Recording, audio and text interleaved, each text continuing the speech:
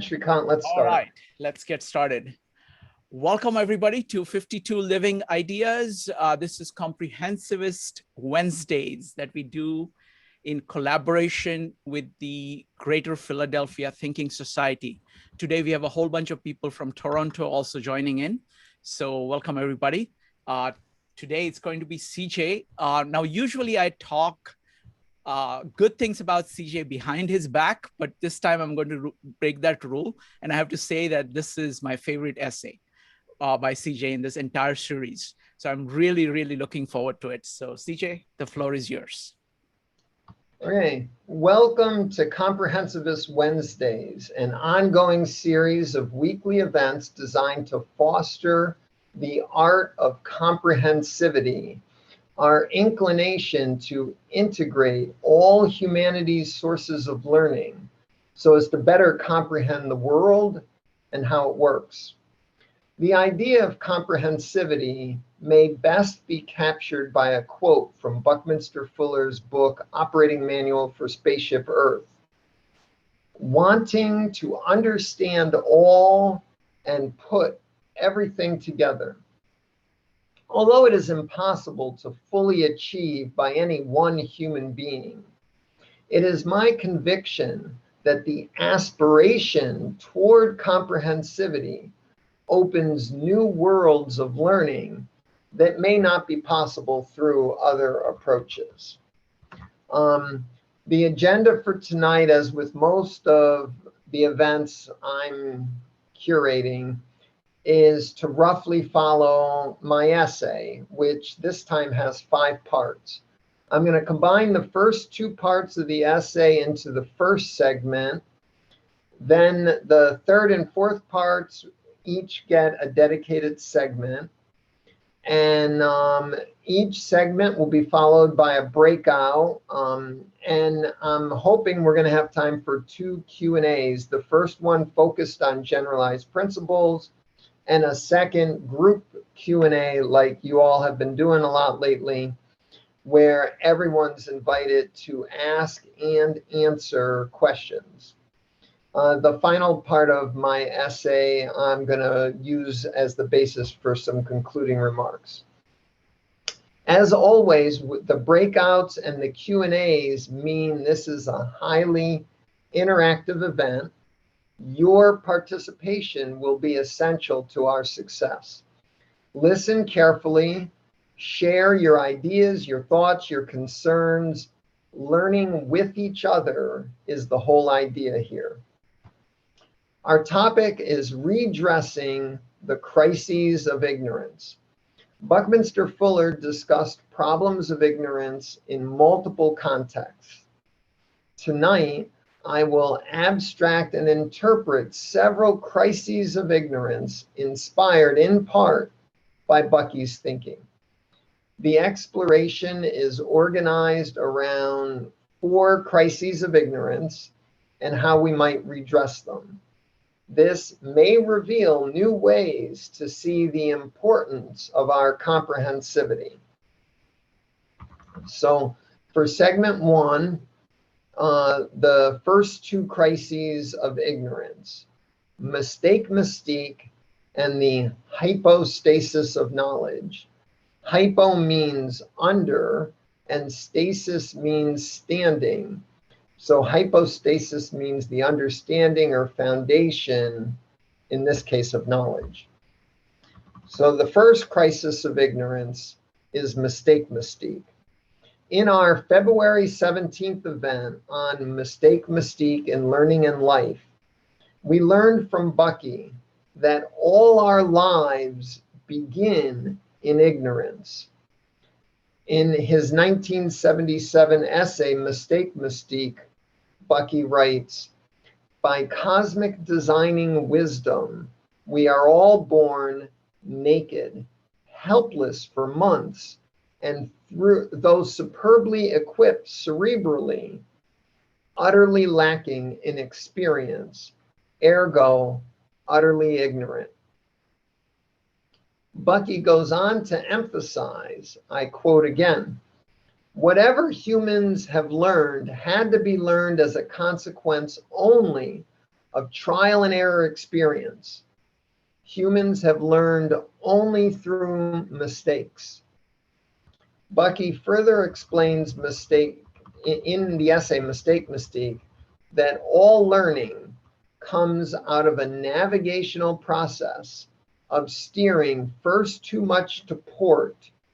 Port is the nautical term for when you're looking toward the bow or front of a boat, the left, followed by a course correction to starboard. This is the navigation of steering nautically. Through this process of ever more effective cybernetic steering, the regulation of systems organized around purposes, we can often reduce the gap between our errors and our objective like an expert steerswoman. The key realization is that there is always a gap, whether between our knowledge and the full truth, the truth gap, between our communications and what we mean, the ineffability gap, or between our actions and the outcome we intended, a design outcomes gap. Since none of us are gods, none of us is perfect, and there is no way to eliminate any of these gaps. Diligently minding the gap so as to minimize it, this is our epistemic virtue of mistake, mystique. Cybernetics, which Bucky explained as the Greek word for the steering of a boat, is the art of steering a purposeful system. He further explained that Norbert Wiener coined the term feedback to refer to the error identifying control process.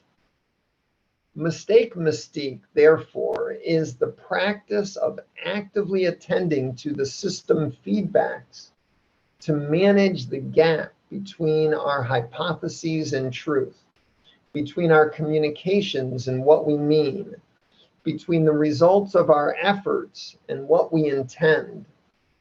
Good navigators can minimize these gaps with incisive and frequent adjustments to stay on course. All purposeful systems require this kind of ongoing management. Our lives are purposeful systems. Mistake, mystique is a crucial art for our cybernetics of living. Is mistake, mystique a crucial guide for our knowing, for our communications, for our actions, and in general for our governance? Does the lack of awareness of the profound importance of mistake, mystique constitute a crisis of ignorance? Now I'm going to move into the second crisis of ignorance, which is the hypostasis of knowledge. In the event in February on Mistake, Mystique, we also examined Stuart Firestein's idea that what we don't know, our ignorance, is more important than our knowledge. Firestein writes, knowledge is a big subject. Ignorance is bigger, and it is more interesting. Firestein suggests that knowledge and ignorance co-define each other, like inside and outside. I think this is correct. Assertions and hypotheses always come to life in a sea of questions and wondering. Marina Warner suggests that even fantasy, fairy tale, and myth are a kind of inquiry. They are hypotheses offered to help us wonder. All our assertions are, in fact, veiled questions. They are hypotheses. Properly understood, all our knowing is characterized by a structure of hypotheses standing in a field of ignorance. This is the underlying foundation, the hypostasis of our knowing. Peter Gallison seems to corroborate this view when in 2019 he said, if you go back to one of the great Old English origins of the word understanding, under doesn't mean beneath. It actually meant among. Standing was different forms of standing. It's almost like you're standing in a grove of different trees, that sense of being among these different ways of grasping the world, some predictive, some mathematical. That ability to stand among these different things might be something that we want.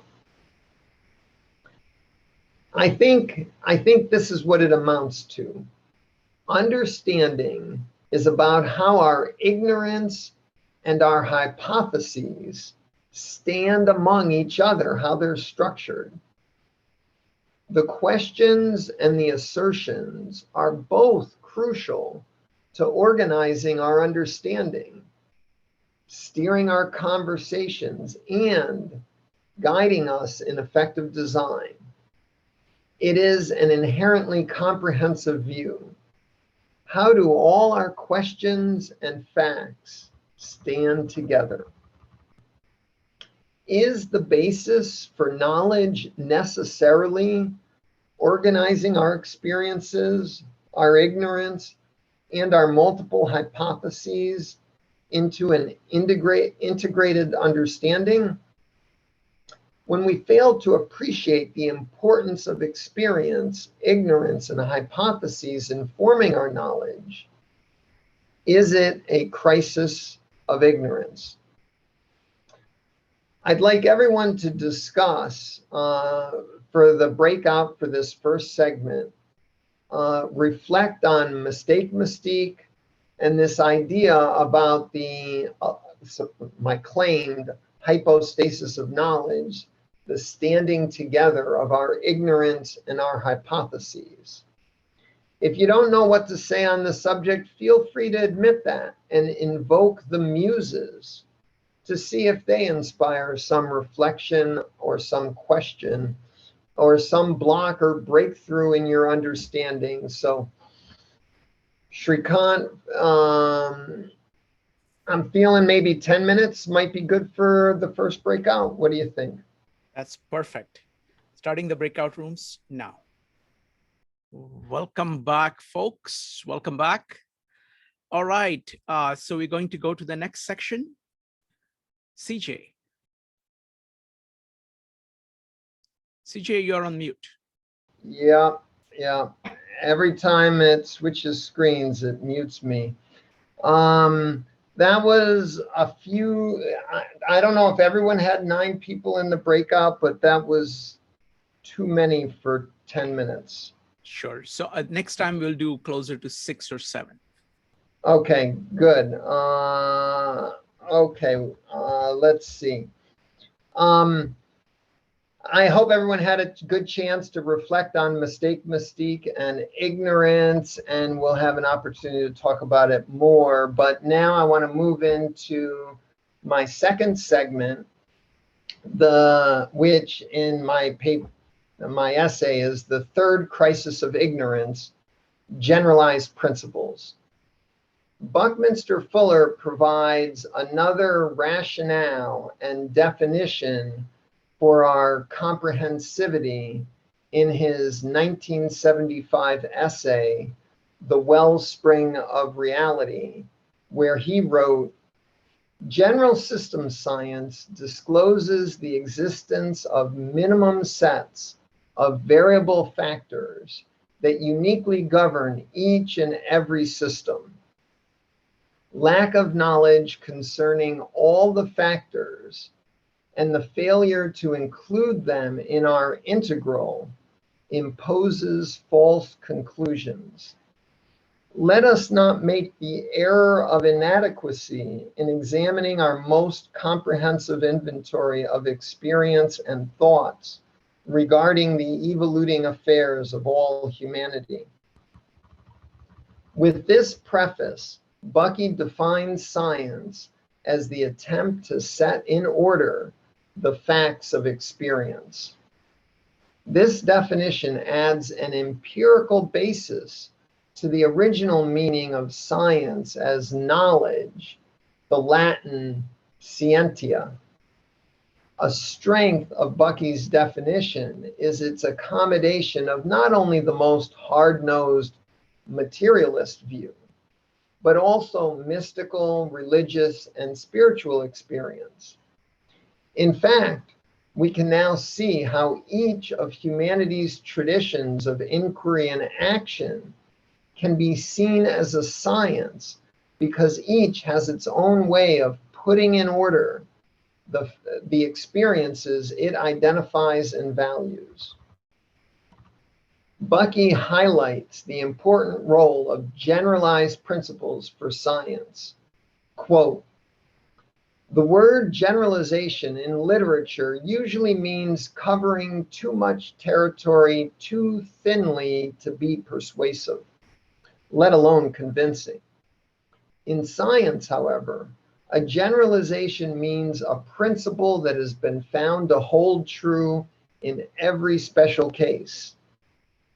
Mind is the weightless faculty that surveys the ever larger inventory of special case experiences stored in the brain bank, and seeking to identify their intercomplementary significance from time to time discovers one of the rare scientifically generalizable principles running consistently through all the relevant experience set." Bucky seems to think that the abstraction from special case experience to generalized principle is the key idea, and I think he's right.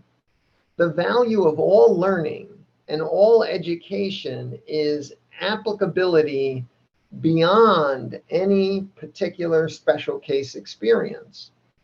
The ability to effectively address new situations. This is why we want to learn. This is why we go to school, to acquire the ability to apply humanity's immense cultural heritage to be more effective in our lives. However, later in the essay, when Bucky insists on calling the generalized principles eternal, he overlooks an important insight first identified by David Hume. There is no operation of reason nor of the mind which can guarantee that any hypothesized generalized principle, not even one which has applied true in every special case through to today, will also apply tomorrow. No guarantee. David Hume's famous example is the generalized principle that the sun will appear in the eastern sky tomorrow morning. Of course, Hume realizes that the sun will probably make its customary appearance, but there is no principle that can prove that. Our realization that through all our experience, a proposed property holds true permits us to call our hypothesis a generalized principle. Even if an exception is found, we know that our proposition agrees with some subset of our experience data.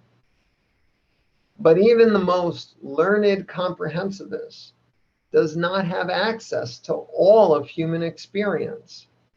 There will always be some traditions that we have not yet incorporated into our thinking. Some tradition somewhere might know how and why our generalized principle is limited in applicability, or perhaps it's even wrong. So it behooves us to consider it merely an hypothesis. Recent examples beg us to heed this important truth. The best science predicted that Hillary Clinton had a 71.4% chance of winning the 2006 US presidential election. That tomorrow never came. Instead, the outcome with a 29.6% likelihood became certainty. More recently, the dawning realization that the 100-year-old theory that infectious respiratory diseases spread by droplets is probably wrong. That mistake may have significantly exacerbated our response to the COVID-19 pandemic, as Zeynep Tufekci notes. These kinds of failures are normal in science. Science frequently gets the facts wrong. Stuart Firestein writes in his 2012 book on ignorance, all scientists know that it is facts that are unreliable. So to me, this means we need to thoroughly understand the ignorance surrounding a fact to better assess its trustworthiness. There is another critical point to recognize about Bucky's notion of generalized principles: the vital importance of our comprehensivity. Recall that Bucky said, quote, "Mind surveys the ever larger inventory of special case experiences to discover one of the rare scientifically generalizable principles. In order to identify generalized principles, we benefit from having access to large collections of experience data. Our comprehensivity, our inclination to comprehend our worlds broadly and deeply, tunes us into humanity's vast cultural heritage, which gives us access to a significantly larger inventory of experiences than specialists or isolated enclaves might consider. This gives us many more opportunities to find generalized principles and their exceptions. These are similar to the advantages Angela Ogantala found for thinking in alternatives. Our comprehensivity permits us a broader and more incisive access to humanity's inventories of experiences and generalized principles.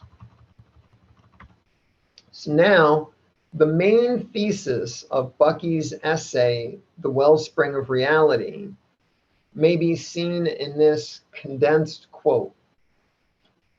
The wellspring of reality is the family of weightless, generalized principles which can lead all humanity into omni-successful survival, as well as entrance into an utterly new era of human experience in an as yet and ever will be fundamentally mysterious universe. I interpret Bucky to mean that the inventory of all humanity's identified generalized principles provides us our clearest possible sense of the source, the wellspring of reality. Bucky acknowledges that this highly informed perspective will still be fundamentally mysterious.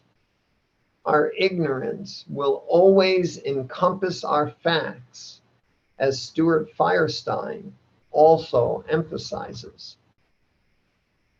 In addition, Bucky is saying that only through the generalized principles can we come to omni-successful survival.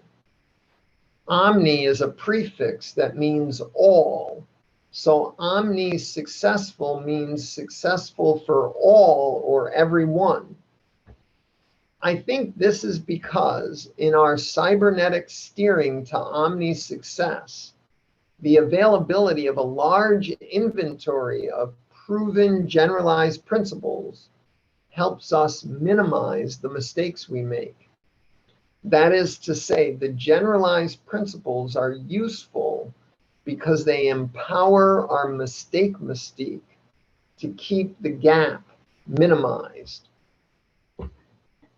But there is a threat to the great potential that the generalized principles offer humanity. Bucky explains, quote, unguided by science, society is allowed to go right on filling its children's brain banks with large inventories of competence, devastating misinformation. In order to emerge from its massive ignorance, society will probably have to rely exclusively upon its individuals' own minds to survey the pertinent experimental data, as do all the great scientist artists. This reminds me of the earlier part of his essay that warns about overspecialization, our failure to attend to comprehensiveness. This is our failure to cultivate our comprehensivity. Bucky seems to think it is causing us to overlook our options for omni-success. The crisis of ignorance, which Bucky seems to be warning about, is our failure to integratively accommodate humanity's already vast inventory of experiences with our treasure trove of generalized principles from all our great traditions of inquiry and action. I think Bucky is suggesting that each of us ought to more conscientiously practice our comprehensivity by surveying the enormous inventory of available experience data and the vast collections of hypothesized generalized principles to help us separate the misinformation from the more reliable generalized principles so we might better improve our options for omni-success. Is our failure to conscientiously and comprehensively review humanity's vast inventories of experiences to distill out the most effective generalized principles for omni-success a crisis of ignorance? When we fail to realize the importance of our comprehensivity in assessing our inventory of generalized principles, so we might better contribute to humanity's omni-success, is it a crisis of ignorance? So Shrikant, we decided that we're going to do a 10 to 15 minute breakout on generalized principles. Yes, let me go ahead and introduce that. So folks, CJ has put amazing ideas on the table. And I know you must be dying to ask questions to CJ. So what we are going to do is that we're going to go into the breakout rooms for about, let's do 10 or 15 minutes. What would you prefer? Middle 12? Okay. Yeah, something like that. That 12's good. About 12 minutes. And the aim there is to formulate your questions. And then you come back and ask CJ the best question that you can about this particular section, or if you want on the previous sections, okay? So we'll do Q&A with CJ, then we'll go to the part 4 and we'll go from there. All right, starting the breakout rooms now. Welcome back, folks. So it's time for Q&A. So we're going to, so the plan now is now you get to ask questions to CJ, after which we're going to do a short last presentation, which is going to be the section 4. of CJ's essay. And then after that, we are going to do a general Q&A. So everybody gets to put questions on the table and everybody gets to answer them. So right now it's time to ask questions to CJ.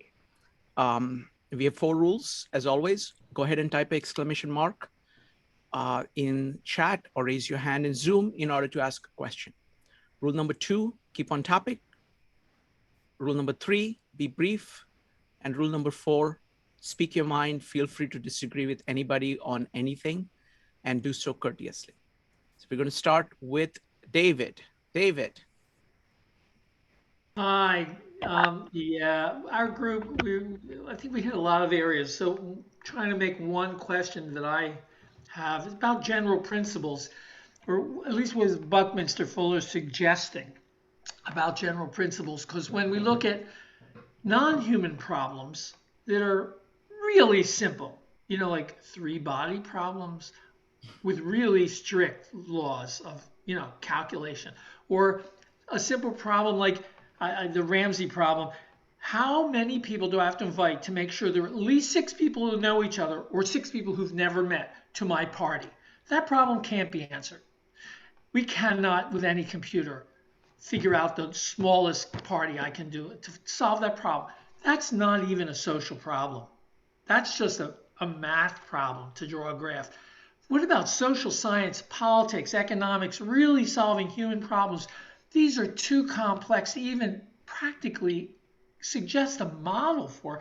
What is Buckminster Fuller suggesting he feels is possible, and how general principles? I mean, we'll look at more nations, more cultures, more history. But he seems to, come across very, very positive about feeling he knows or suggests there's a direction. Do you see how he suggests this is even possible when we can't solve such simple non-human problems? How we jump to the human level? Well, my proposal in the essay and the presentation is that the missing element is our comprehensivity. And there are 4 crises of ignorance. We just need to solve them. I'm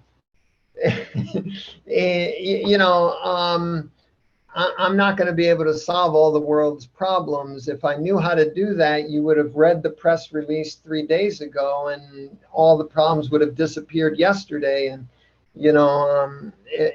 so I clearly don't know the solution because what I implemented 3 days ago didn't actually work.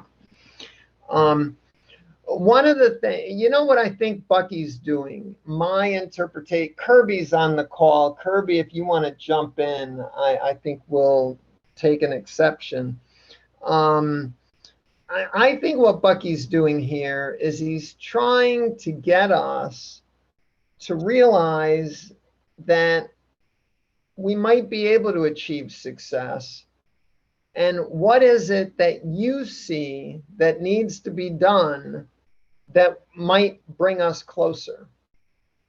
I really think it's less of an issue of, I've done the calculations, I'll show it to you in another paper. And, I think it's more putting out there the value that we should at least try to find out what the more desirable future is.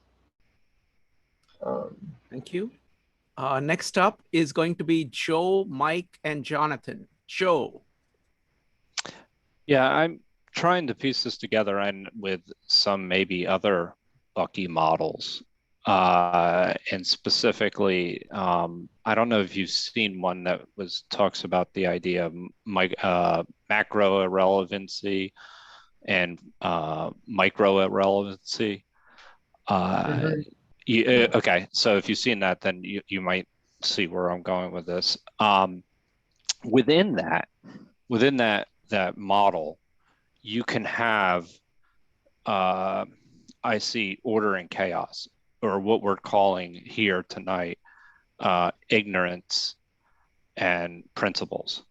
So the idea that somehow it's on a spectrum, that this sits on a spectrum, And it isn't necessarily where you are, choosing to embrace one or the other.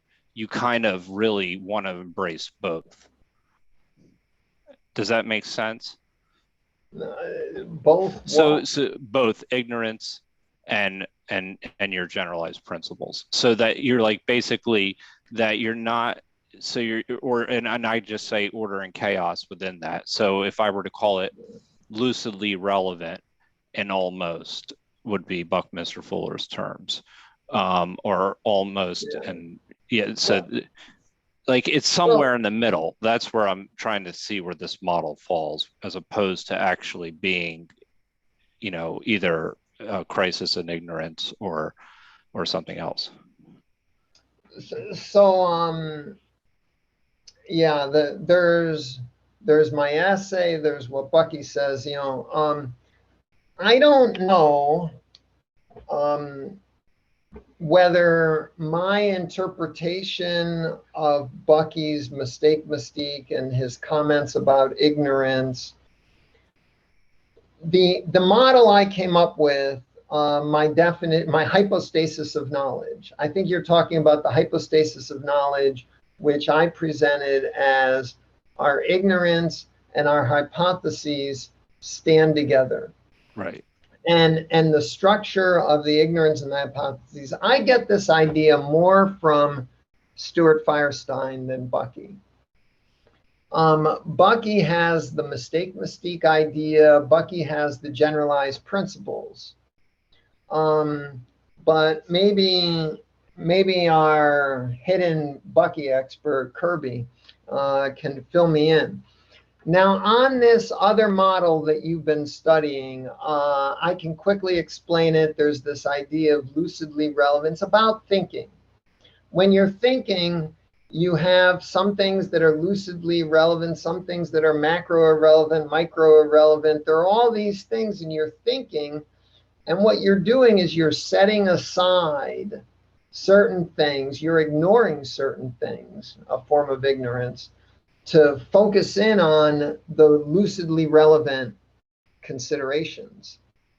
And that's more on the side of thinking and problem solving. And tonight I'm more in the space of knowledge and truth and the questions and the wonder and the structuring of those questions and wondering, and less in the problem solving. But there's probably a good connection. I'm not seeing it right now. Kirby, would you like to chime in on this? I'm following and I'm totally fascinated, but I have no good thoughts to share at the moment. Okay. Anytime you have good thoughts to share, please go ahead and type exclamation mark, and I'll put you in right away. Okay. Thank you. Next up is going to be Mike, Jonathan, Rami, Jean, Phil, Sanjay, and Sandy. Mike. Yeah, our group spent most of the breakout room talking about specialization, and at the end, it seemed we all agreed that too much of it would lead to people kind of going off by themselves, and the danger that was also presented in the essay that I wrote. But the conversation started with, is there also a danger of being not specialized in, say in medicine or in science, where you're doing something very specific and concrete? So I guess the question is it gradient, or do you think that specialization also exists on a spectrum? Yeah, I think the problem is over specialization. To solve any problem, you've got to go in depth. And I don't see a problem with going in depth. The problem is when you go in depth and then you go deeper and then you go deeper, and you never come out to get perspective. And so we need that. The claim is that we need that broader perspective, and to put it in human terms, we need the Aboriginal views, we need the other cultural views. We can't just go in our subspecialty and then say we found the answer to the world and try to impose it on everyone. We've never looked at the dreaming, or you know, other kinds of the Tao Te Ching. We you know, so it's, I don't think there's any danger in a focused exploration specializing. The danger is never coming out of that, and not, you know, we live in a culture, a society, we're only on one planet. You need to know a little geology, you need to know a little about the weather, you need to know about other cultures. You can't just know about physics or chemistry or biology, you know. Thank you. Next up is going to be Jonathan, followed by Rami. Jonathan. Yeah, Mike basically asked my question and CJ basically gave my answer. So I guess I'll just like add, because yeah, like the essay did go into like sort of a pessimistic view on the specialization, saying it'll lead to the atom bomb. But yeah, I was gonna say like it's the mindset of the specialists. Like, are they just madmen who just who only care about what they're specializing in? I think yeah, that's also very, you know, that's the bad thing he was talking about. But if the specialist has a generalist mindset, that's where the good can arise. When he wants to work and collaborate with other specialists or other people. Very good, thank you. I think, you know, Bucky goes in and speculates on the cause of over-specialization. He blames political processes. In the universities, I think one of the causes of specialization that really annoys me is, you know, these department turf battles because of budget issues. So budgets and economics can often, you know, put our barriers up so that we stay in our specialty and don't cross over into the next department. But yeah, I think that's good enough. Let's go on. Thank you. Next up, Rami, followed by Jean. Rami. So of all the people who have podcasts out there, I think one of the ones who has a top rating in the world would be Joe Rogan. And what I think makes his approach particularly successful is that he has a deep appreciation for his own ignorance. So he's very much a comprehensivist, because he's always trying to bring on different views onto his program. And a lot of people really key in on that. Now, when it comes to specializations, I tend to take a systems theory approach, in that various groups will look at a particular situation in their own way, according to their own training or biases, and then we'll try to think in terms of how to play that to make it most advantageous for themselves. So if there is a specialization of specializations, that would be the specialization of figuring out energy flows in a global level. And that was something else that Bucky also spent a lot of time writing about. I like that. I don't follow Joe Rogan, but I see Kirby likes him. In the Stuart Firestein book, he emphasizes what he calls high quality ignorance. High quality ignorance is when you've really studied your questions so much, you've tried to answer them in so many ways, you've done the experiments, that now you've got a really refined complex of questions, and your set of hypotheses and your questions really hone in on subtleties about the multiple array of hypotheses you've considered, some of which you've now rejected, some of which you're still considering, and so on. So then you're getting into Heather and Brett Weinstein. That's that level of podcasting. Thank you. Next up is going to be Jean, Phil, Sanjay, Sandy, and Joanne. Jean. Yeah, so yeah, my question is also about specialization. I think because I remember reading somewhere, because of the science developed so much now, it seems very impossible for people to study multiple fields in a deeper level. I think that's maybe the reason we become so specialized. And it's the danger is when you have too specialized, people don't really understand each other or collaborate. I wonder, is that, I don't think the solution is people was able to study multiple fields in a deeper level. I think maybe the solution is like have people specialized sitting together, collaborate. So it's like instead of like everybody be the solution, that all the team, like they were proposing to medical treatment instead of like, so you have skin specialist, autoimmune disease specialist, everybody sit together to discuss about the possibility of solution. I think that's maybe because our world is much more complicated nowadays. I found it myself, it's hard to study anything, Well, I would submit that we need some good resources to translate the specialized language of this, that, or the other area to make it accessible to the general audience, for example.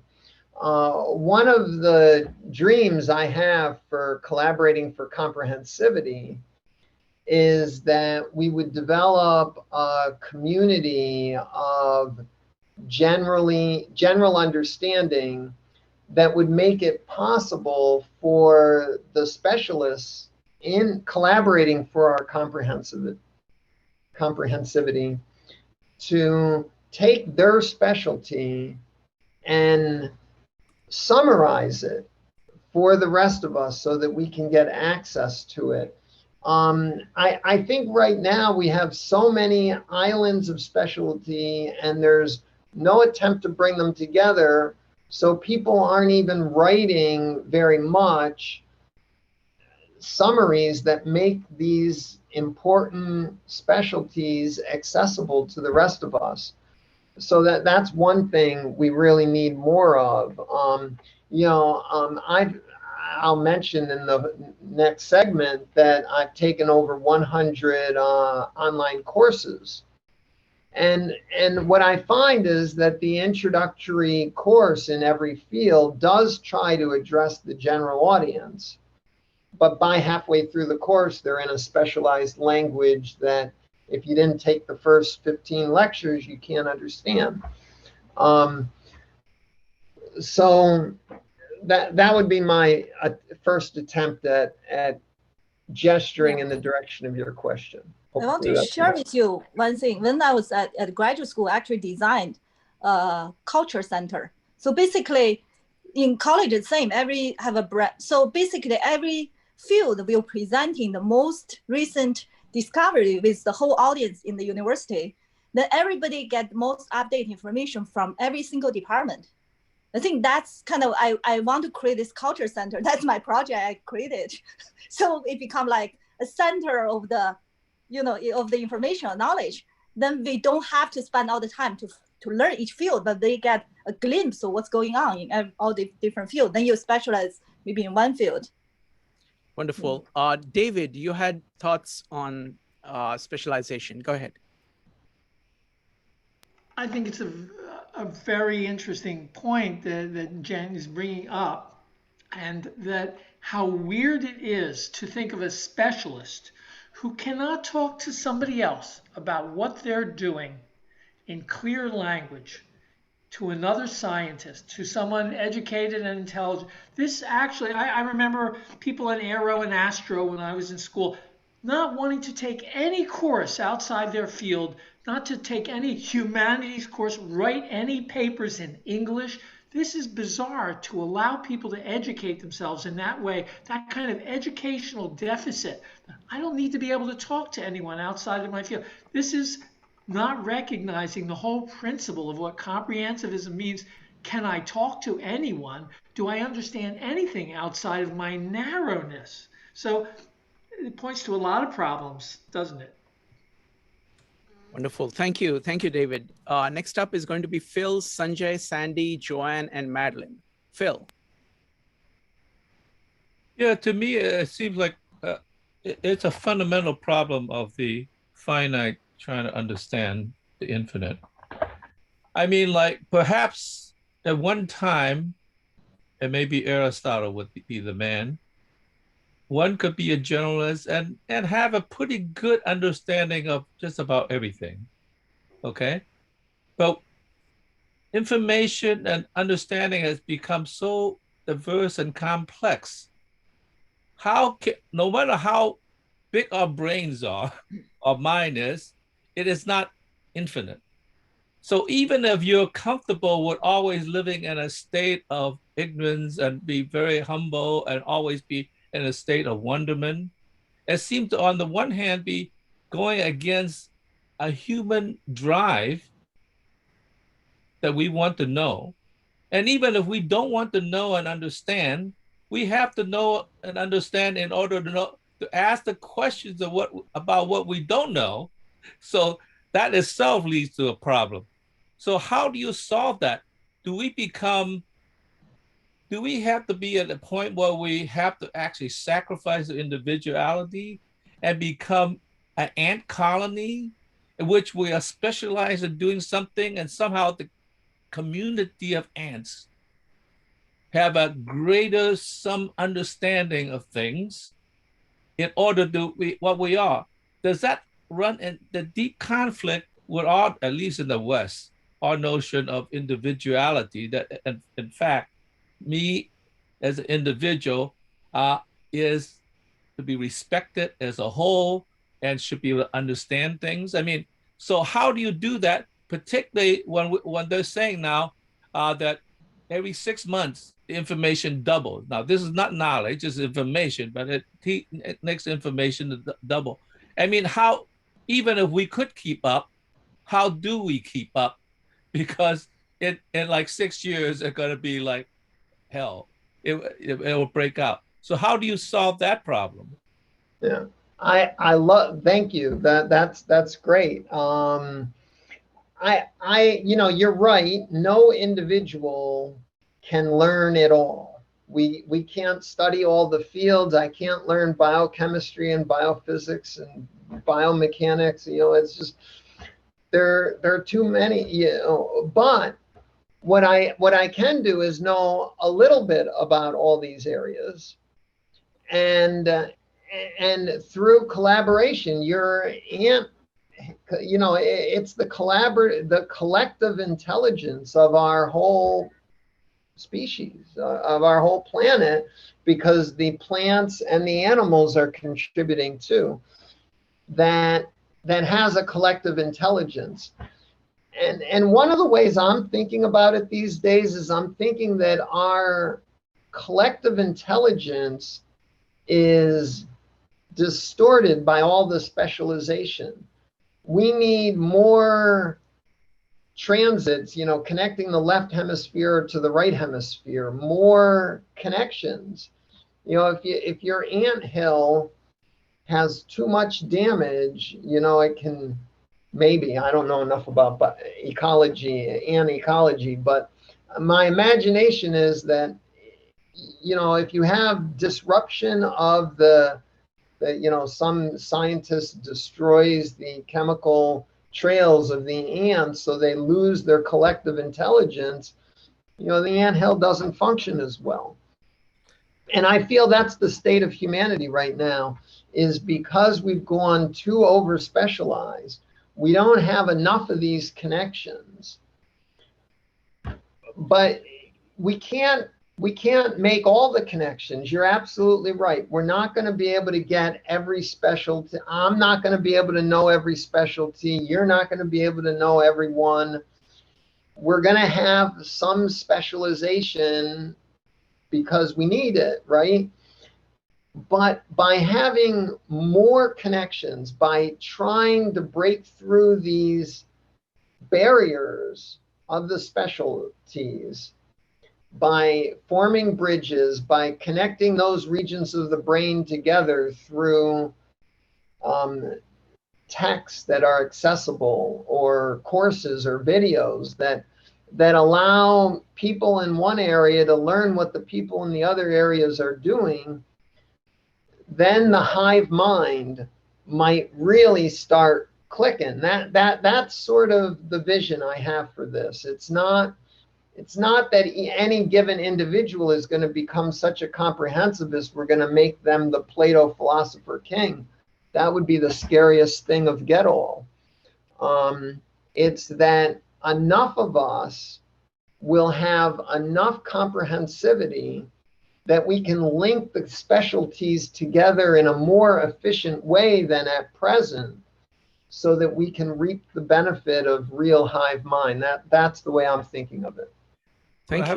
Could I have a brief follow-up to that? Very quick, yeah, go ahead. But it seems to me like this state of wonderment is when you're a child, when you're taken care of, and you could wonder all you want, but we don't let the children rest in that period, because soon after we got to say, you got to learn something in a specialized world. You got to do this and that and that. Give that up. I mean, like, so the ideal moment is even lost because of pressure of specialization and work and functionality. Okay. Excellent point. Thank you. Excellent. Next up is going to be Sanjay, Sandy, Joanne, Madeline, Maritza, and Rami. Sanjay. Yeah, thanks. I was, I'm going to comment on something that Jean and Phil both raised, related to the discussion that we just had. And it's really about the limits of knowledge and the inability of a single person to have sufficient depth. And therefore, as CJ said, we really need to have collaboration. We need to work together to enhance global knowledge, humanities knowledge. And collaboration at its core really means communication. We have to communicate. We have to be effective in communicating in small groups and large groups. So there's a quote that Buckminster Fuller gave in this essay, in The Wellspring of Reality. And that's it. In the beginning, it had me wondering what he was meaning, because it sounded like it was contradictory to what other things that he's talked about.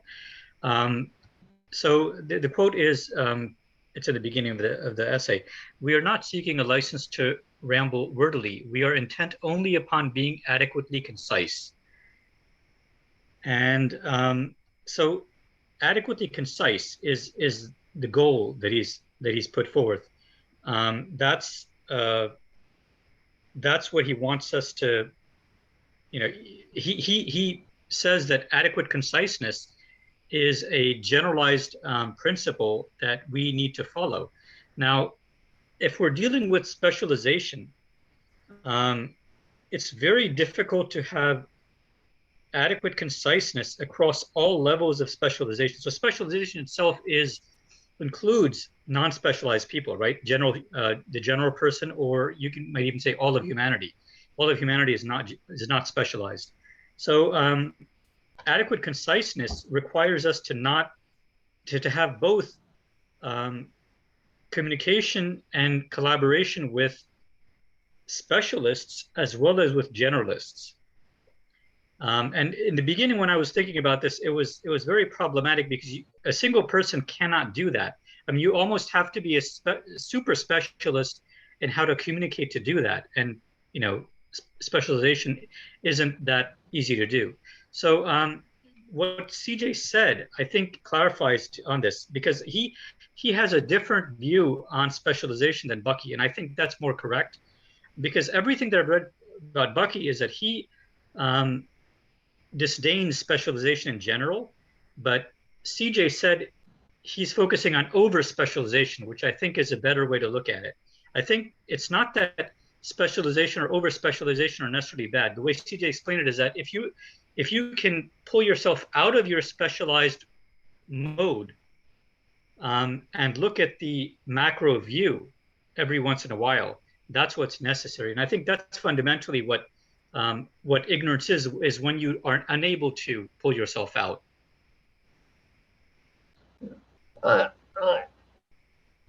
Thank you. That's good. The only minor correction I would add is I think when you carefully read Bucky, you'll find that he isn't berating all specialization. It's merely the over specialization.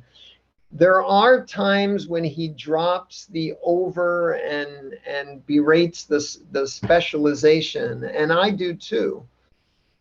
But that's a linguistic essay kind of style. When you make your point, you know, have this tendency to have a word like specialist jump out that. But when I read Bucky carefully, I think he's always only criticizing over specialization. I think he realizes we need the specialties. We just need to balance it with comprehensivism and comprehensive thinking. And but let's go on. Next up is going to be Sandy, followed by Joanne. Sandy. Okay, I have some concern about Bucky's absolutely right that over-specialization is a crisis. It's more so today than when he was alive, I think. And for all the reasons, and you've given, so many of you have already given good reasons for that. But the idea that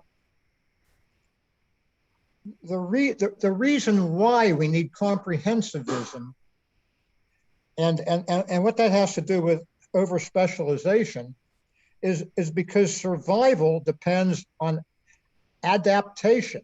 As Bucky said in that essay, every species that existed on this planet that is extinct went extinct because it was not able to adapt to the changes in the environment. Now, that applies to humans too. And the engineer who becomes so specialized in his subspecialty that when that is no longer needed, he can't find a job, is facing a crisis, an existential crisis that's the same kind that Bucky's talking about when he talks about extinction. And so I think the emphasis on over-specialization is not just about whether we can communicate with each other, whether we're capable of having bigger, more comprehensive ideas, but that we're actually able to change what we do, how we think, who we talk to, and our whole relationship with ideas requires us to not be so specialized. I have one other quick question for you, CJ. I know you said that Stuart Firestein emphasized that ignorance was the most important thing in science. I don't think he ever said that. What he said is that ignorance is what drives science. That's the title of his book. And from my recollection, it's been a few years since I've read that book. I thought he was right on with what he was saying, but I do not believe that ignorance is the most important thing in science at all. I think that it is essential that not only scientists, but every thinking person needs to recognize the limits of their knowledge and not to become so attached to the things that they know that they don't realize what they don't know. And the things that we don't know are the problems that we're going to solve. And it's not as if the problems are the most important thing in science. In science, the most important thing is creativity and it is curiosity. Those are the two things that drive science as the most important. But the thing that most people forget about, including many people that are practitioners of science, is that they need more humility to recognize what they don't know. And when we speak as experts, we very often go off the rails. That's the two questions I have. The quote I gave from Firestein's book, I think was that it's most important. Now I can't, of course, I can't find it.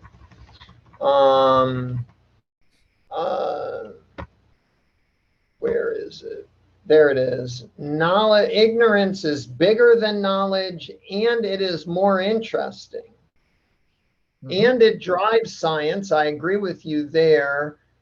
And what I took from reading Stuart Firestein's book was that the key issue in science is getting to more and more refined, more and more high quality ignorance. Because you're always one experiment away from yesterday's fact being disproven. You're always one PhD thesis from the next hypothesis contending with your life's work. But as you refine your ignorance, you can adapt to new hypotheses. You know the questions. You know the evidence that, so that's why I've abstracted from Firestein's work that it's important, because I'm seeing the dynamics of highly refined ignorance that he does talk about as being not just a driver for science, but the adaptation to new theories. And from a practical point of view, I imagine the reason NASA tests so many devices is because even though they're damn sure they got the theory right and they've tested it to all over, they're not quite sure it's going to work in this implementation, and so they test it anyway. That you need very refined ignorance to get a good test. So I think the ignorance is the most important part, because it drives not just the science, it drives the experiments, it drives the hypotheses. Anyway. Thank you. I had one question, actually an observation. We're doing a bunch of meetups on the work of Walter Onk, who talks about the nature of language. And he looks at the interplay between writing and speech and conversation. And one of his deep points is that writing is very good at achieving precision and stability, but it has to work continuously with conversation, oral conversation with others, which actually bring the entire context. He has this beautiful aphorism called all text is pretext, because anything that we come up with, any idea we come up with, pretends to be reality as a substitute for reality, but it is not. And it is through conversation, what he calls interpretation with others, that it is continuously challenged, refreshed, and kept alive. Any thoughts? I like that. I think it resonates with our topic, but nothing to expound on is immediately occurring. Thank you. Next up is going to be Madeline. Madeline. Yes. This is kind of going back to what CJ and Gung had both talked about. Many years ago, in the 90s, I worked at a major research university, and there were two things I learned there that pertain to this discussion. One was that part of my job was to be a generalist and learn about what different people were doing, both there and at other universities. And I discovered that the higher up in a field someone was, and the more accomplished they were and the more senior they were, the more quickly they were able to assess my level of ignorance and respond to me in such a way that I could understand what they were talking about. The less experience they had, or the less, sorry about the echo, the less experience they had and the less status they had in the academic world, the less likely they were able to be to see the forest for the trees, and they would kind of respond on the tree level, and I would get lost very quickly. The second thing was that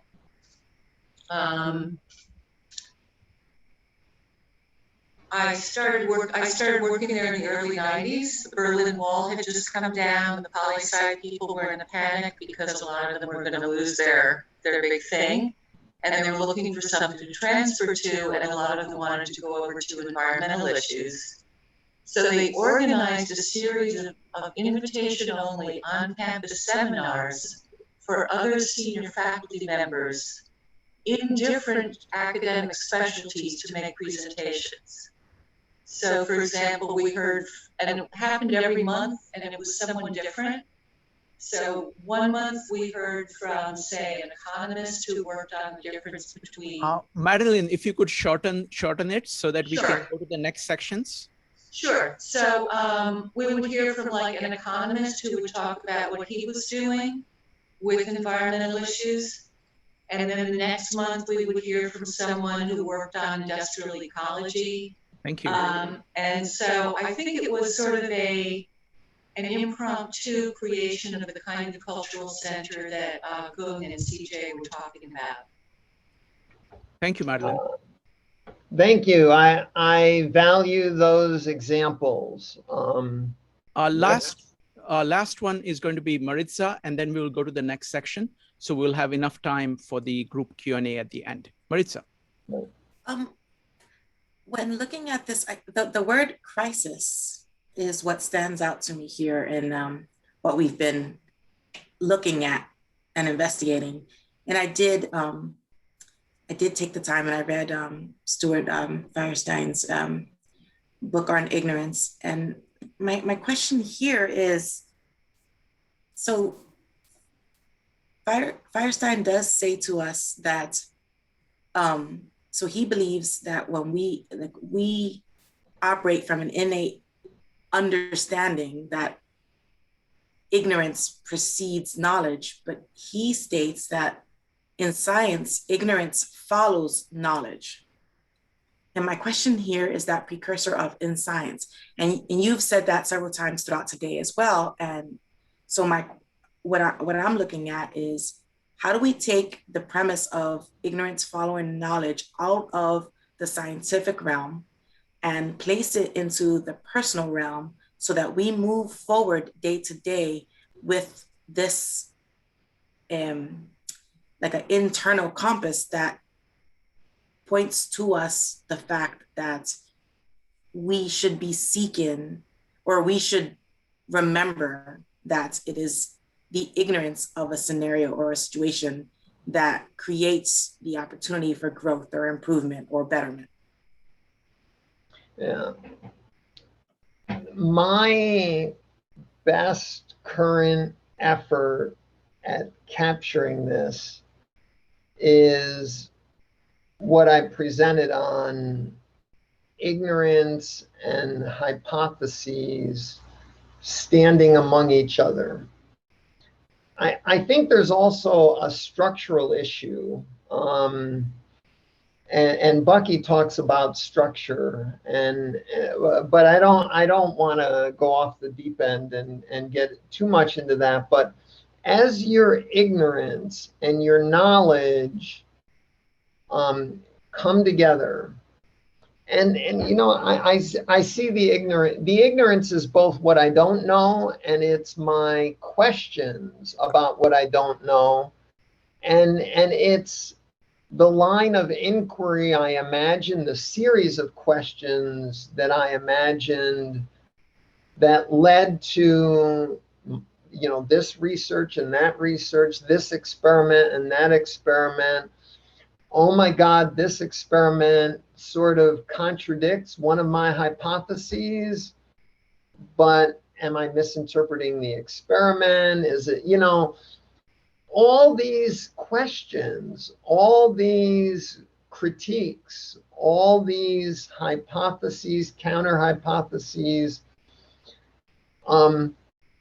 So once you make a scientific discovery, what Firestein is saying is, that new discovery, that new experiment that sort of throws a monkey wrench at our whole standing trees of ignorance and knowledge, And now we have to restructure them and rethink how everything is connected and working, is going to inherently and necessarily lead to more questions, which, gets to more and more refined. And what Madeline was saying about these people that could size up from the ignorance how to communicate to someone. It's, if you go and you get an A in a course and all you did was fill out the multiple guess answers and you got everything right, so you know all the knowledge in the field, but you don't know any of the questions, you're useless. You really need to know the questions so that, like as Madeline was saying, I can figure out how to communicate to you because I know the field of questions, and now I've got your responses, and that's leading me to interpolate which bit of experimental knowledge, which bit of experience, which theory you don't know, so that I can quickly fill you in. If I don't know all that ignorance, all I have is the answer. And the answer I can't understand because it requires 3 years of graduate study. So I think the ignorance fleshes out the knowledge, and these damn teachers that lied to us that by implying that if I answer the test correctly, I pass, and I get to collect my $200 on the Monopoly board. It's the ignorance. They should have, in Bucky's Mystique, he suggests that what we should do is write essays about all of our mistakes. That's where the learning takes place. Figuring out, that the formula doesn't give the structure of ignorance needed to explain it to a child or to a coworker or to someone who doesn't have your native language. I hope that helps. Thank you. So folks, what we're going to do now is we're going to do the last, CJ is going to do the last part of his presentation, and then you get to ask questions to each other. Actually, we're going to do a lightning round. So after all the discussion, what is the biggest question on your mind? So please make a note of it when you think of it, and then you get to ask all the questions. I'll collect all the questions, and then we will take them one by one, and all of us will answer them. All right, so CJ, go ahead. Right, so the third and final segment is the fourth crisis of ignorance, education automation. In Buckminster Fuller's 1962 essay, Education Automation, he imagined how two-way TV might revolutionize education by freeing the scholar to return to his studies, as the subtitle of the essay puts it. Here is one of his most prescient futures from that essay. Bucky said, "I am quite sure that we are going to get research and development laboratories of education where the faculty will become producers of extraordinary motion picture documentaries. That is going to be the big new educational trend." 40 years later, in 2012, Coursera, quickly followed by edX, FutureLearn, and many others, started offering massive open online courses called MOOCs with multi-way internet instead of Bucky's grand vision of two-way TV. And they had spaces for interactivity and other feedbacks for learning. As a result, Bucky's once visionary idea has become a bit quaint. I have taken more than 100 courses from MOOCs or their less structured antecedents in the open educational resources movement.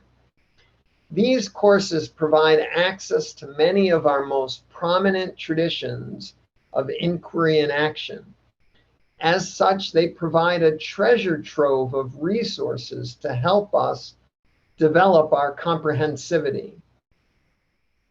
However, too many of these resources include a taint of arrogance, where the instructors see their particular tradition as superior to others. This can discourage our comprehensivity, our inclination to understand our worlds in a way that is macro-comprehensive and micro-incisive, as Bucky put it. How can we do better? Recall that in the Wellspring essay, Bucky said, society will probably have to rely exclusively upon its individual's own minds. That means your mind and my mind. By the late 1940s, Bucky was including students in his exploratory projects. Daniel Lopez Perez, the author of the 2020 book, R. Buckminster Fuller, Pattern Thinking, suggested that Bucky's process of incorporating students in his exploratory research may have emerged from the long-established design studio tradition in architecture and in design schools. The addition of new ideas, new questions, and new perspectives from his students' own individual minds may have helped empower Bucky's breakthroughs in prototyping the geodesic dome and tensegrity structures. For example, it was Bucky's student, Kenneth Snelson, who first demonstrated Bucky's principle of continuous tension and discontinuous compression in a physical model. One of our participants tonight, Kirby, knew Snelson and designed Snelson's original website. So our collaborative engagement with many unique minds, like Bucky did with his students, might be the crucial tool for effective development and research activities. In his 1962 essay, Bucky said, "As we now disemploy people as muscle and reflex machines, the one area where employment is gaining abnormally fast is the research and development area. Research and development are a part of the educational process itself. We are going to have to invest in our people and make available to them participation in the great educational process of research and development in order to learn more. When we learn more, we are able to do more with our given opportunities." These thoughts lead us, perhaps, to identify our most consequential crisis of ignorance. How ought we go about automating our educational systems so that everyone can, on an ongoing basis, acquire knowledge from the various traditions of inquiry and action in support of their individually articulated but collaboratively coordinated efforts to design a more desirable future? This is the way I'm thinking of abstracting and reformulating Bucky's vision for education automation.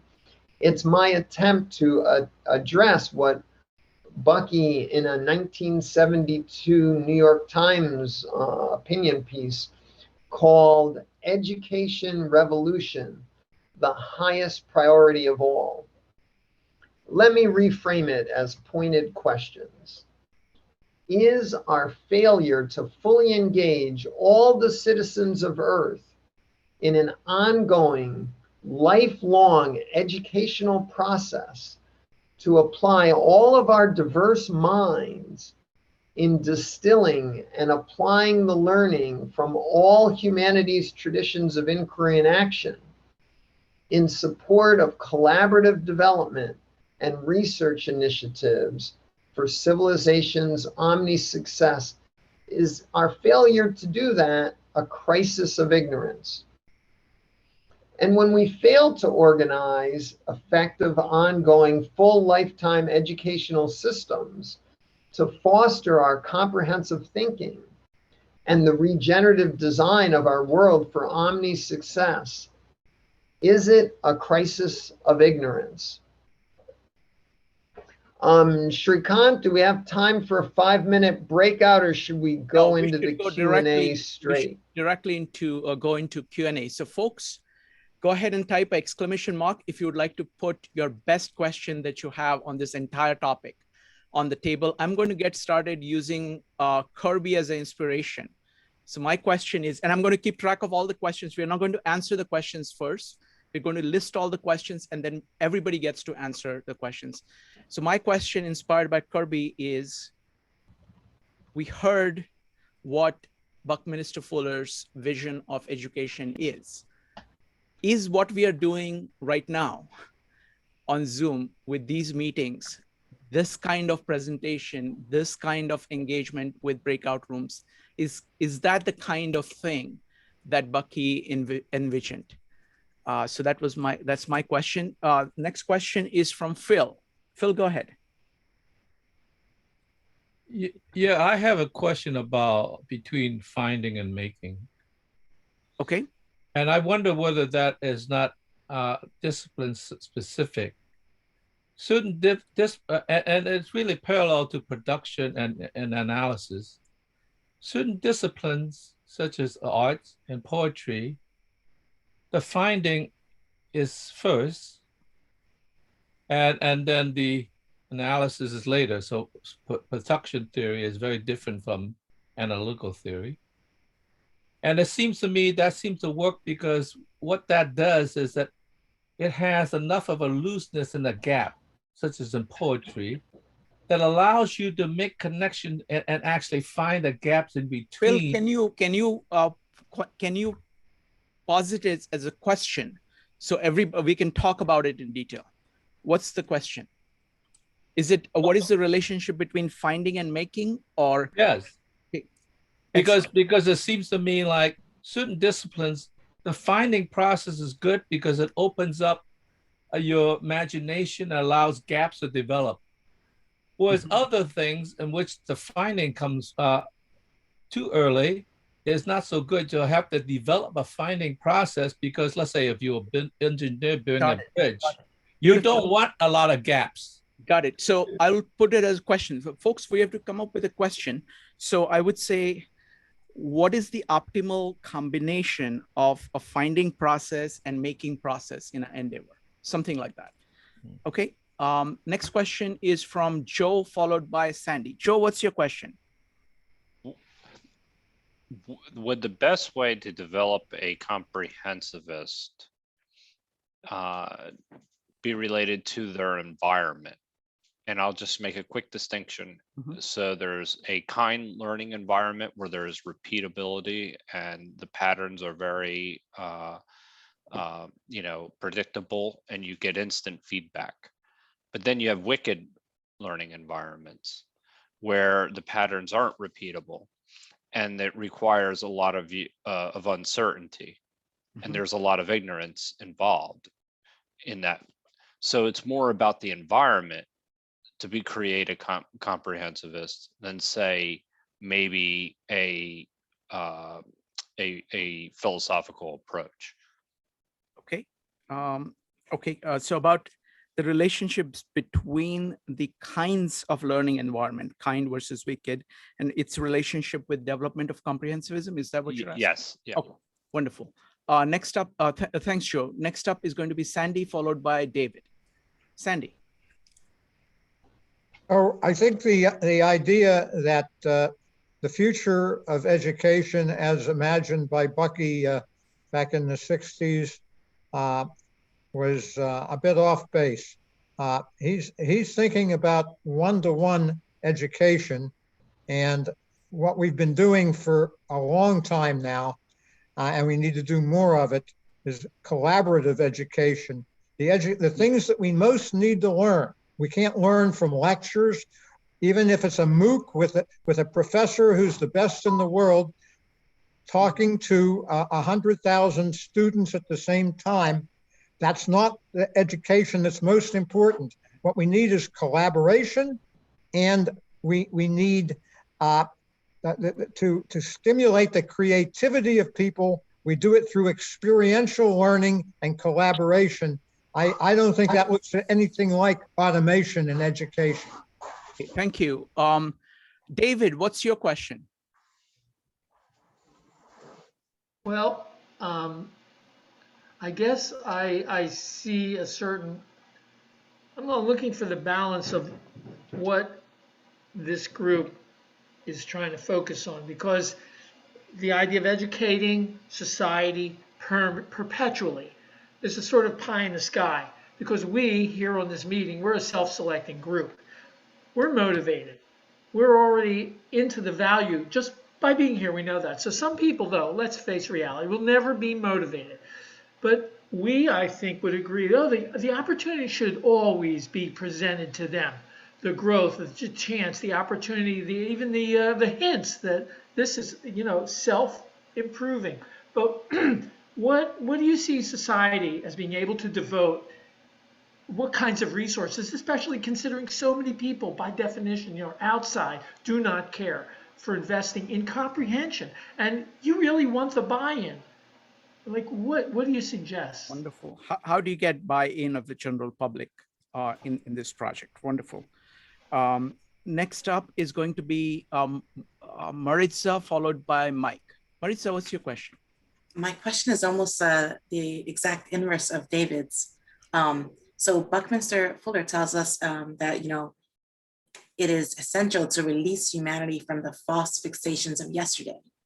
And so my question is, how do we as an individual, or what questions can we ask ourselves as individual daily to help ensure that we are breaking from these false fixation, from the perspective of the change for humanity or society starts with the individual? Wonderful. What questions should we ask ourselves to achieve this? Wonderful. Ask ourselves. Very good.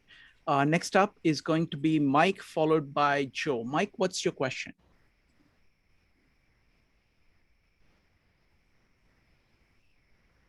Mike, your mic is not working. Next up is going to be Joe. Joe, go ahead. I actually didn't so much have a question. I wanted to just add to Sandy. I wrote it in the thing, but I was going to say, are you saying apprenticeship? Wonderful. In other words, I will put that as a question, and then all of us will talk about it. Okay, because then if I just put it as a question, it's just that I believe that what Sandy was referencing when he was talking about the education was apprenticeship, which is not really that much in existence anymore. Because you need a connected community space, and then you have to deal on a one-to-one and yada yada. So beautiful. So I'll put that. I'll combine Sandy's observations and your question as saying, what role does apprenticeship, collaboration, and experiential learning play in the learning process as a whole? Excellent. All right. So we've got a good number of questions. So let's start with let's start with Phil's question. What is the role? What is the proper role of the finding process and the making process? One that is kind of discovering new things, and one that is can explore and exploit kind of aspects. What is the relative? What is the proper relative use of these two? So that's the question. If you have answers, go ahead and type a exclamation mark for answers. So anybody is welcome to answer any of the questions. Yeah. Madeline. I'll jump on that one. Yeah, CJ followed by Madeline. CJ.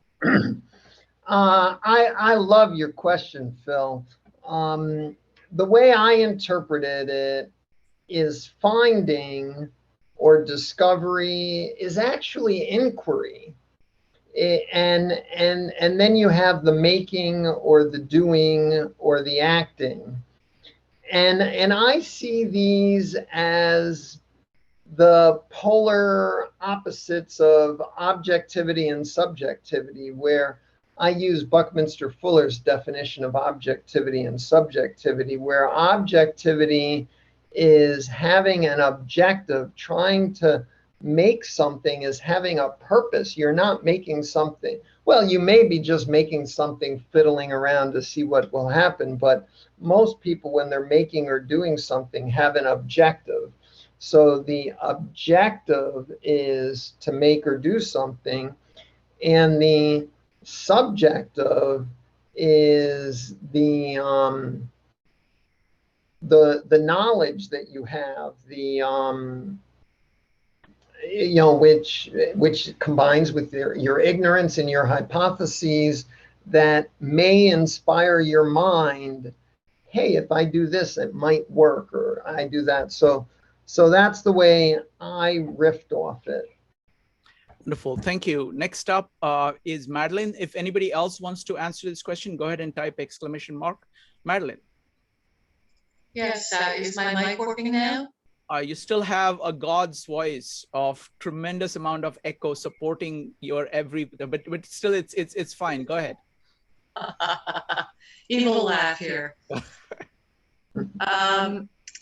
I think reading into what Phil was saying, I think we usually think of science as finding and art as making, and reading into what Phil was saying, art is, in a sense, finding first. In the process of doing art, you're finding and then you are making. In science, you're making first. You're making a hypothesis, you're making lab equipment, you're making a team, then you're finding whatever the discovery is. Excellent. Thank you. Thank you. And this is lightning round, so we'll keep our answers short so that we can go through all these questions. Thank you, Madeline. Great observation. Next question, let's take the questions from Joe and Sandy. What is the role of apprenticeship, experiential learning, and collaboration in learning as such? Anybody? Go ahead and type ! CJ, go ahead. Well, obviously it depends on your purpose.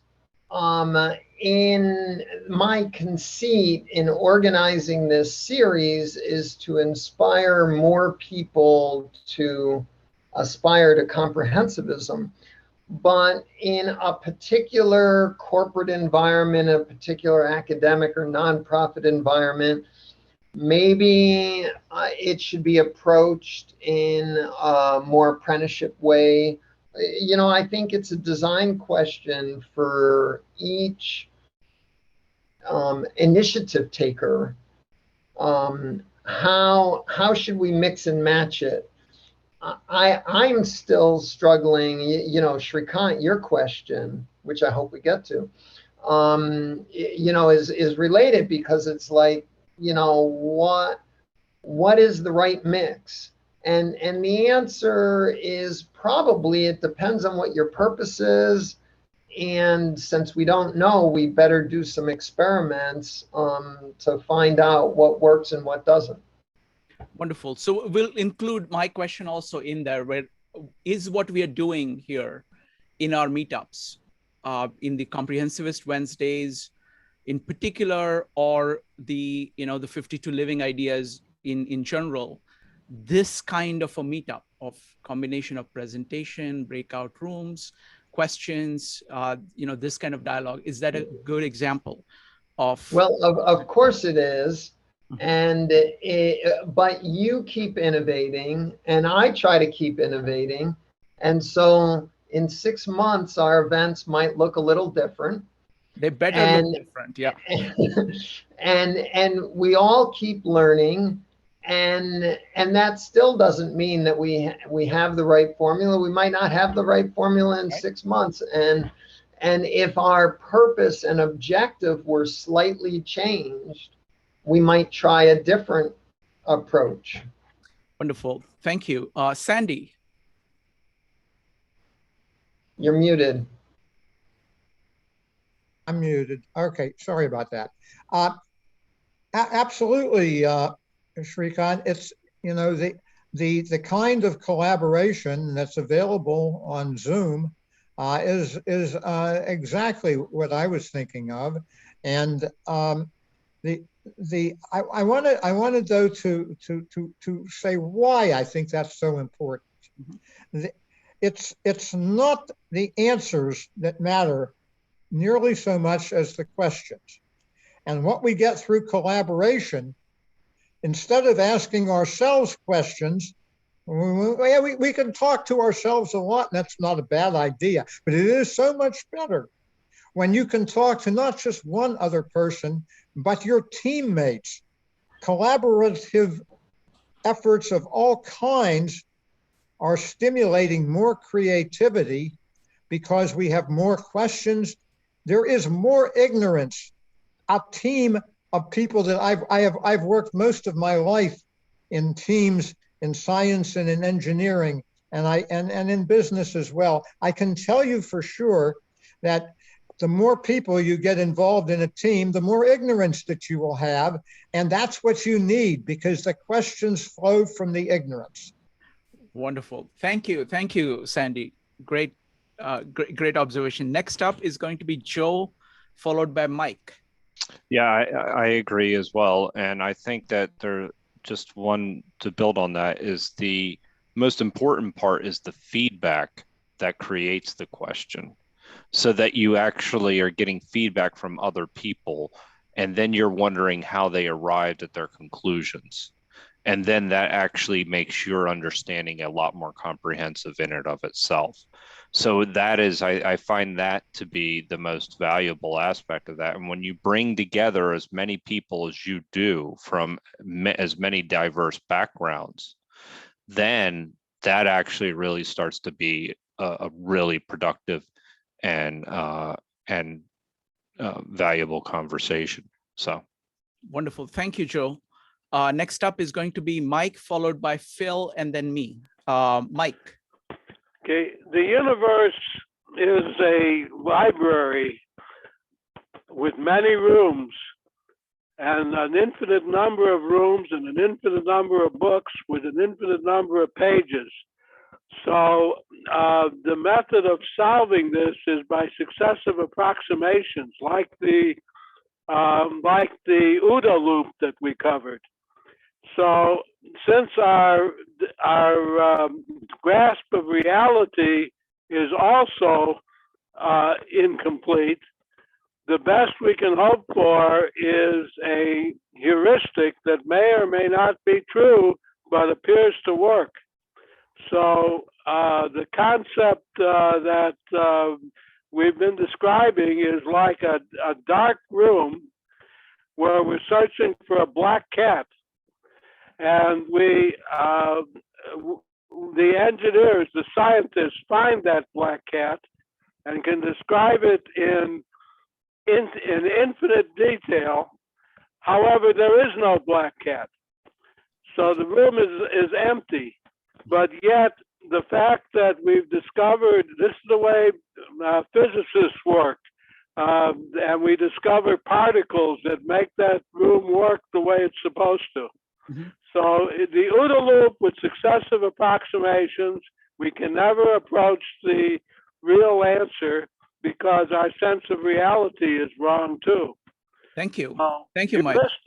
Heuristics are the secret. Thank you, Mike. Appreciate that. Next up is Phil. Phil, go ahead.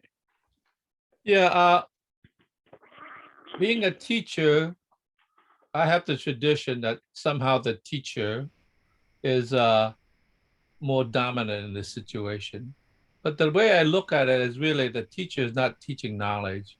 He's teaching a tradition and a respect for the flow of knowledge from one generation to the next.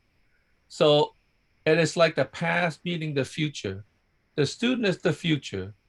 So I think of it as more like if a teacher could sort of see themselves as more like the diving board, in which the student could, in a sense, use as a springboard into the future, then that adds not only the discovery, but the tradition, because you have to teach a student a certain respect for the tradition as well as the absolute unknown. Wonderful. Thank you. Thank you, Phil. So I would say, you know, I think I agree with Kirby and Sandy and CJ that this is a good kind of first approximation. I mean, that's the best approximation that I have been able to come up with. We have been able to come up with. So I think I see at least 4 elements that make it work. Firstly, it's the people. You know, it's just, as Joe was saying, it's diverse group of people from everywhere, all ages, all kinds of backgrounds, coming and talking together. So this itself, people come with very different contexts. Their backgrounds are different, their ideas are different, and they bring all of that in. They bring in traditions. That's one. Second is the diversity of topics. We don't just look at one thing. We are looking across all these meetups. We are looking at actually fairly large number of topics, and that allows these people. The other thing about the people is that there is a very core group of maybe about 500 people who keep coming back. So they develop a common value structure, common knowledge, common ideas, which allow them to build on ideas further. So it's not starting from the ground all the time. It's kind of building up. You can start at a much higher level. The topics are very diverse, and they are kind of interconnected with each other. So you are able to look at the same issues from multiple angles. The third thing I see is the premium we place on conversation, of actually listening to people. And it is broken up into, you put the initial part, like CJ's presentation puts a thought on the table, and then breakout rooms allow for much more free flow interaction between people. You have multiple breakout rooms. Then you have questions. We are tremendously focused on questions. So people say, okay, what is the most important question you're walking away with? Because even if none of the answers are satisfactory, you actually walk away with something which is the most precious thing, which is the question. And then everybody answers the questions. So you have this kind of continuous comparison of answers. What happens is that it's very easy with our own brain to get locked into ideas. Pursuing knowledge in the middle of all this chaos of ideas, of everybody focused on trying to understand the same thing. I think it's a really great environment. I think I learn much faster, at least 5 to 10 times faster as a result of it. And I make probably, I correct maybe 80% of my mistakes before they start hurting me too much. And that's a great, I'm really grateful to everything. And the last thing I would say is that one of the things that we do is that we focus on methods quite a bit. So, many of CJ's presentations, or what we are doing with language, we look at these issues at the method level. So what are we doing? What is the role of talking to other people? What is the role of writing versus speaking? So I think this is the combination of things that is making this format work. At the same time, I'm not happy with it at all, because there are 8 billion people out there and they're not here. So that's not good. That's not good. There is a lot more to be done. So whatever we have done is very, very small. And so that's how I see it. So let's go to the next question, which is, CJ, you wanted to comment on this? I did, but you covered so much that I think I'd be redundant. Thank you. Let's take the next question, which is about that 8 billion people, which David raised. So how do you get people in general to be involved in this more? What do you do? So go ahead and type exclamation mark if you have an answer. CJ, you had something? Well, you just keep trying. You know, who was it that said? I'll give the quote, and if I remember who said it, the way to succeed quicker is to fail faster. You know, just keep learning from your mistakes, which brings in the mystique idea from the first segment. Wonderful, thank you. Next up is Rami, Phil, and Joe. Rami. Yes, he provides them with toys. Literally, that's how we learn, is through play. And we have already this wonderful distribution of Android phones throughout the world, which has really transformed global learning. And we also have a satellite system that's going up that's making high speed ubiquitous across the globe. So we're going to keep on rolling these things out as much as we can. Wonderful. Thank you, Rami. Next up is Phil, followed by Joe. Phil. Yeah, I wonder about that question because, yes, I do recognize there are people who doesn't want to learn and put out. But I wonder at the question in this sense. I wonder to what degree they have become that way because of our social and political situation have sort of like driven to the ground so that all they want to do in their spare time is to go relax in the sun. I mean, like, I think we don't know. Even if that's not the case, and all they are is lazy, they don't want to do anything. I respect people enough to let them lay on the beach and be lazy, and that's how they experience the universe. That's okay. But I suspect that at given time, we would find that if, for instance, if the work situation and the strive to go ahead or whatever, we know that I think that we switch it around, that the weekdays become more like 3 days or 2 days, and the weekends become more, you will find that people actually will gravitate to a certain degree, to the degree that they do what they want to do, and some of them want to think about things and come to know the universe, and that's fine. And those that don't, they come to know the universe by merely lying in the sun and say, this is a good life. I kind of think that we do not know how many people are suppressed into not wanting to do things because they just need that time off in order to recuperate from their hard, drudgery life. Because we know that the people who have leisure quite often, become, like in England, dilettantes that know a lot more stuff than some of the experts. Thank you. Thank you, Phil. Next up is going to be Joe, Sanjay, and David. Joe. Well, you could host one at the beach, and that would take care of that to a certain degree. I mean, that would help. But no, in all seriousness, I think that it comes from the educational system and not beating ideas into people's heads and getting them to ask questions. And that's, starts in our younger educational system. And I also believe that to be true even in workplaces, that we don't necessarily like just beat a one way of thinking into people's heads and kind of inspire their imaginations a little bit more. And I know that's idealistic, but it is why people do stop asking questions, is because they're being told answers. And when they get them wrong, they no longer are interested.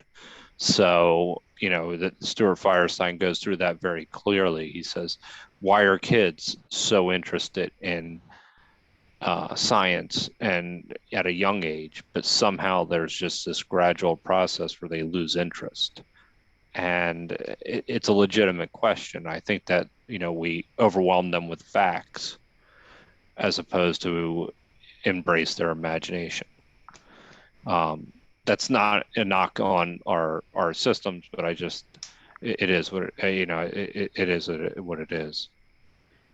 Thank you, Joe. Next up is going to be Sanjay, David, and Jean. Sanjay. Yeah, I really liked Joe's idea of the beach party, learning in the sun. So seriously, I think two things are really needed to get people more motivated. One is to show them that they can understand, even if it's only part, if they can only understand parts of complex things. Once people realize that they can understand things, that will definitely help. And second is inculcate their curiosity, encourage exploration. So those two things. Thank you. Thank you, Sanjay. Next up is David. David, what is the answer to your question, David? No, I just want to keep blowing air in the balloon of the question, because I really feel that it's still a question, like for engaging 8 billion people and creating connections. This is really important, because this is how you get towards this goal of comprehending what you don't comprehend. People are out there comprehending stuff. How do we get to them? How do we get them to us?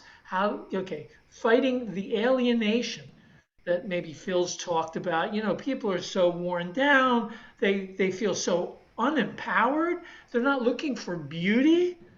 But that's not the human situation when, if we're working towards their humanity, right? I don't want just the privileged Humians who are doing well in the aristocracy to come and tell us their views, because we've got that view already.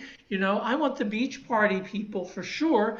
And I want Carl Sagan to get the people who are like, get them, a little thrilled and excited that they never realized how close this is to their lives, right? So we're not looking for a specific form of knowledge that's only the academic. We want all these different kinds that we're not recognizing. And so without diminishing anybody, how do you make them as attracted as we are attracted to the fact that they have full lives we're not aware of? So how can they contribute from where they live, despite our educational system depriving them? What do we do to overcome? They're living now. People are living now. How do we connect to these people? We're all alive. Okay.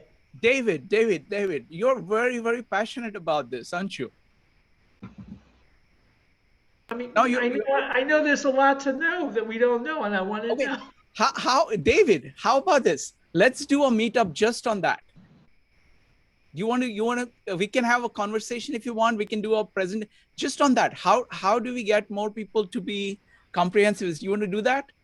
I'm asking everyone here. Well, we'll talk about it. Yeah. Okay, let's talk about it. Because you have lots of ideas. So let's start with that. I just want to say, I mean, what I do is that I cheat. Okay, what I do is, I do these meetups. I have a very vast variety of topics. So if a person, many times they would be interested in only one thing, one topic, and that they get interested in that, and they like the way in which we talk about the topics. So they get interested in other topics. So that's one thing.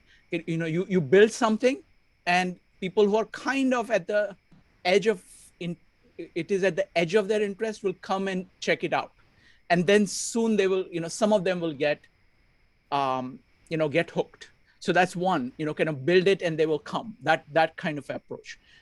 The second thing is that I actually live in New York, and New York is full of people, And so what I do is that I actually talk to people. If I find that anybody who is kind of, for me, I like people who think. So if I notice that somebody is thinking about something or writing about something, I go talk to them. And usually I have a very good hit ratio of people getting really, really interested. Just random people, okay, whom I don't know at all. I do that all the time. So that's another thing I would recommend. It's like, if you think somebody is worthwhile, talk to them. And then, but the requirement is what, I don't remember who it was, but I think it was Sanjay. Basically, you have to be able to relate to people. If you think you have a good idea, you have to be able to relate. You have to show people that in their context, it makes sense. And you have to do that work. So that's the challenge. But thank you, David. And let's talk. Next up is going to be Jean, Phil, and Rami. Jean. Yeah, actually, I have a different opinion. I think they're trying to get people all thinking this way. It's kind of like self-rightness in some way, because I've studied, I have a friend, actually, I'm the very few people in my friend who's interested in this kind of topic. Everybody else not interested. I mentioned them multiple times. And they're feelers and thinkers. And I think we see world so differently. It's kind of like specialized in certain way. And I have a friend who like know everything about fishing. I know nothing about. And gardening, I try to learn. I don't have time. So I think it's kind of like if we have all the time in the world, maybe you can learn more. But with the time in hand, you have to choose what is the priority. And to us, it's so important to think, understand the world. To some other people, maybe it's fishing and relaxing, gardening. Is that how they experience the world? And we think this is the only way to approach Tao, which I don't believe so. So I really admire you guys trying to get other people on board. But I think people have their own way to the Tao. We have to let them be. Thank you, Jean. Thanks. Next up is going to be Phil, Rami, and Joe. Phil. Well, I know how I'm prejudiced about learning, but I wouldn't necessarily look down upon what I would consider the worst situation. People just want to lay in the beach. Good for them. Because often I think about that damn cat that's lying in the sun in the porch, enjoying himself. And I feel like, I'm envious, I feel like taking him back to the jungle and throwing him down. Now try to make it yourself, you damn cat. I mean, I don't do that, but nonetheless, I mean, if that's the way of, as they say, of connecting with the Tao, good for them. So I wouldn't look down on that either. I mean, that's what they want to do.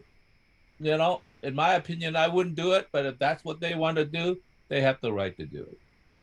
Thank you. Next up is going to be Rami, followed by Joe and Maritza. Rami. Right. So very much it is about us getting out of the way. The trap is to just give an answer when really the technique is to spark curiosity. And boredom is our greatest ally in this whole venture. Thank you. Thank you, Rami. Next up is Joe. Joe, go ahead. Yeah, I was just going to add to what David was stating, because I think that I'm actually going to knit it together also what was brought earlier, but just like we had said when Sandy had talked and we used that word apprentice, and I thought that's what he was talking about.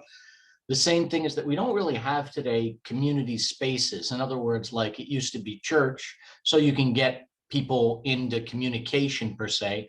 And today we sort of have like, they're turning some libraries in Philly into community centers. Why? Because we don't have community anymore, and they're trying to find ways of getting people together. But, and this was actually recently talked about in CJ, actually the Linux thing, because someone was asking about like common workspaces where people could just get together and be bored together, because it's only when you get to that level that you actually do stuff. In other words, you can't have a purpose. If you have a purpose, you're already sort of screwed because then you're aiming, too much at, and you have to get those rooms together. And I'm just throwing that out there because it's because really everything that I'm talking about, especially with all those the apprentice thing, is connecting to other human beings on a physical level in a defined space, so. Thank you, Joe. I just want to talk about two things. So for example, my meetup that I've run in New York in person before COVID for about 5 years, every Saturday we would meet.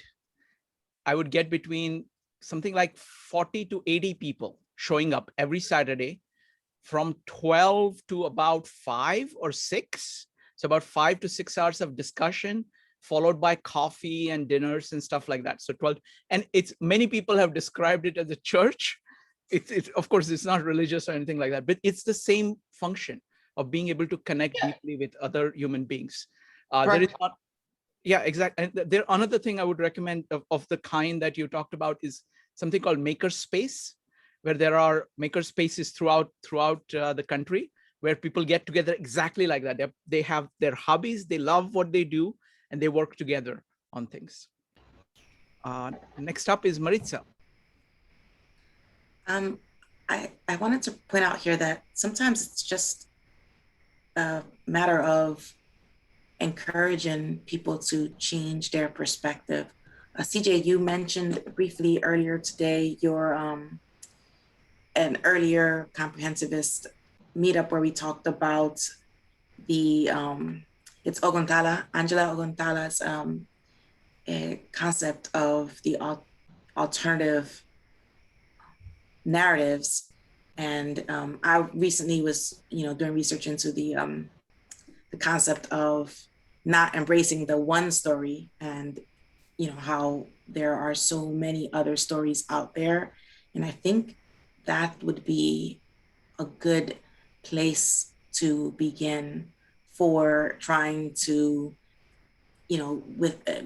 make a community effort towards comprehensivity. Is if we can encourage people to acknowledge that there is more than one story for almost every situation, it sparks that curiosity, which leads to those questions and leads to the acknowledgement that there is more ignorance for any situation than we initially considered. Wonderful. And I want to say that folks, both CJ and I and a whole bunch of us are really interested in reaching those 8 billion people. Okay. So if you have any ideas whatsoever, even if it is very modest, just 1 million people, that's fine. We will take it. Okay. So any ideas what we can do to scale this up in any way whatsoever, something completely different is fine. I would really appreciate it. CJ, you can speak for yourself if you want. Yeah, and I don't know, do we have any more questions? Or... Yes, there is one last question, and that's Maritza's question. It's because it's the flip side of this. Maritza, can you go ahead and state your question? Oh man, it was long ago. I don't remember exact phraseology. Okay. I have kept track of everything. So the question is, what questions should you ask yourself? Because we are now focused on other people. What can you and what should you do yourself? What questions should you ask yourself to help move everything towards, in that direction? So what can you do? Yeah. Any answer? It's a great question, but I think everyone's going to have to answer it for themselves. Okay, wonderful. Maritza, you want to answer your own question? Yes. You had forgotten about it, so this is my question. No, I didn't forget about it. I just forgot the exact phraseology that I used. It sounds silly, but I think it's the ask or question whether or not the thought or not thought, that which you just stated came from you. Like, question your thoughts. Don't assume that because you said it, it's gold. And I think that if we ask ourselves, do I really mean this? Or, what's another way to look at this? Like, challenge your own perspectives. And in doing so, again, we acknowledge that there are other stories to be seen. Wonderful, thank you. All right, last answer from Mike, and then we're going to go to the final part. Mike. Yeah, this is more of a question to your question about how to expand something like this. I think you have to ruffle a lot of feathers. I've enjoyed these meetups to the point where I'm losing some of my college memories. I just think this is the way you're supposed to learn, that you put out some questions pre-meetup, you spend whatever time you can to research and then come and listen, learn how to listen, which is hard to do. But if you wanted to expand this, you're going to have to take on some institutions that are not going to like what you want to do, because I don't know. I just think that's the answer. You just have to talk to people and say, hey, I'm in these meetups. But again, I think you're going to have to ruffle a few feathers if you want to tap into that 8 billion. Feathers, I don't have that much respect for feathers. You're right. Good. Great. Well, that's a great way to get PR, is to ruffle some feathers. Then people find out about it. All right. So CJ, on to the next part. Yeah, well, we're just in final comments and thoughts. I mean, so it's, you can just go to your conclusion. I think this was a fantastic meetup. This is just great. This is, I think it brought together many things, many of the themes, CJ, that you've been talking about. So this is one of my favorite discussions. So thank you. So CJ, concluding comments. Yeah, so I'll try to formulate a comment on a set of these questions, the one that's popping out at me, and then I'll go into a concluding thought. I feel, you know, Maritza, Sandy, Joe Risotto's, all these questions, even Phil's, are centered on, you know, ignorance, on question. I think of ignorance as not just what we don't know, it's our refined understanding of what we don't know, which, when you can refine what you don't know and crystallize it, it becomes a question. So questions are sort of the crystallization of what we don't know. And when you get refined questions, you know, really salient, scintillating, refined ignorance, refined questions in all the subtlety, that's when you're in a position to really understand. My feeling is that in the world, if we practice this comprehensivity, if we learn, and you know, it took me a number of years. It wasn't easy. My recommendation is, in order to really get skilled at this, you have to organize some of these topics, either at the Thinking Society or 52 Living Ideas. Really, it's when you organize these kinds of topics where you yourself curate a body of knowledge that you think is important and bring it and discuss it with others. And then you do that over and over again on multiple subjects. That's what really engaged my comprehensivity. When I was just reading books on subject after subject after subject, I had a bunch of books on my bookshelf and a bunch of thoughts, one or two quotes might have popped out at me, but it wasn't integrated, refined ignorance and knowledge. It's when I started curating those books and curating those online courses, bring them to the Thinking Society, that and now 52 Living Ideas, and hear from others to further refine my questions and thoughts. So I think you need to do more than just read about it and take some courses. I think you actually need to present about it. And that, I think, is the missing formula for both the Thinking Society and 52 Living Ideas, is we need more of the participants curating topics.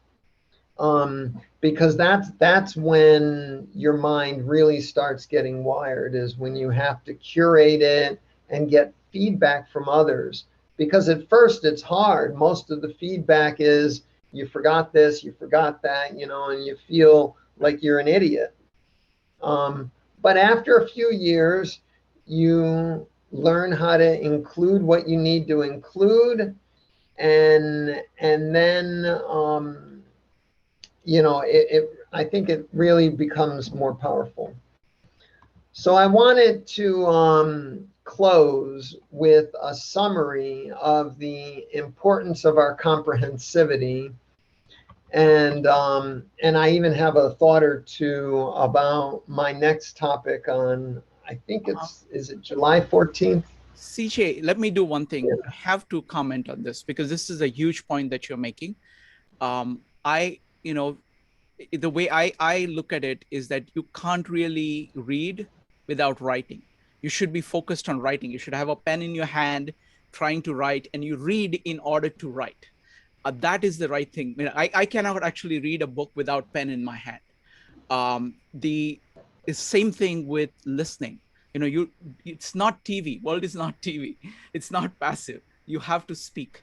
And everybody who has kind of presented, they know that you get 10 times the value from doing anything when you are actually presenting or when you're actually putting things together. So I encourage everybody to do that. And we have, for example, I'm doing a meetup on Nietzsche. So there is going to be a bunch of presentation on Nietzsche. So if you're interested in that, I will, please go ahead and sign up for that. But not just that, I want to do that as a series where it'll be like presentation on something. And I would encourage everybody to just go ahead and sign up for that. Okay. Sorry about that. Go ahead. No, that was good. Thanks. So I want to close with the summary on the importance of comprehensivity. In each of the 4 crises of ignorance that I curated for you tonight, our comprehensivity, our inclination to learn ever more extensively, ever more intensively, and ever more integratedly, is an important means to redress these crises of ignorance. Observe, our comprehensivity can inform our mystique as it strives to anticipate, identify, and minimize the gaps in our cybernetic steering. Second, our comprehensivity can make us aware of multiple hypotheses and alternative lines of inquiry to better see how our ignorance and our hypotheses stand together in forming our knowledge. Third, our comprehensivity can help us find more generalized principles and their exceptions to better understand the wellspring of reality. And finally, our collaborative comprehensivity may be the guiding practice to better support our revolution for education automation. It seems to me that only through breadth, depth, and creative integration of our comprehensivity can we hope to redress these crises of ignorance. Fostering our comprehensivity may be the imperative for our times. So thank you. On July 14th, I'm going to curate my next topic. It will be on comprehensivism in the Islamic Golden Age.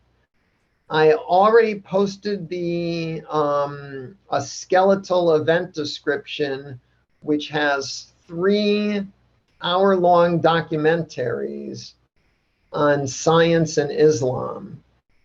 And the only thing missing from the event description is my essay, which won't be available until hopefully sometime the first week in July.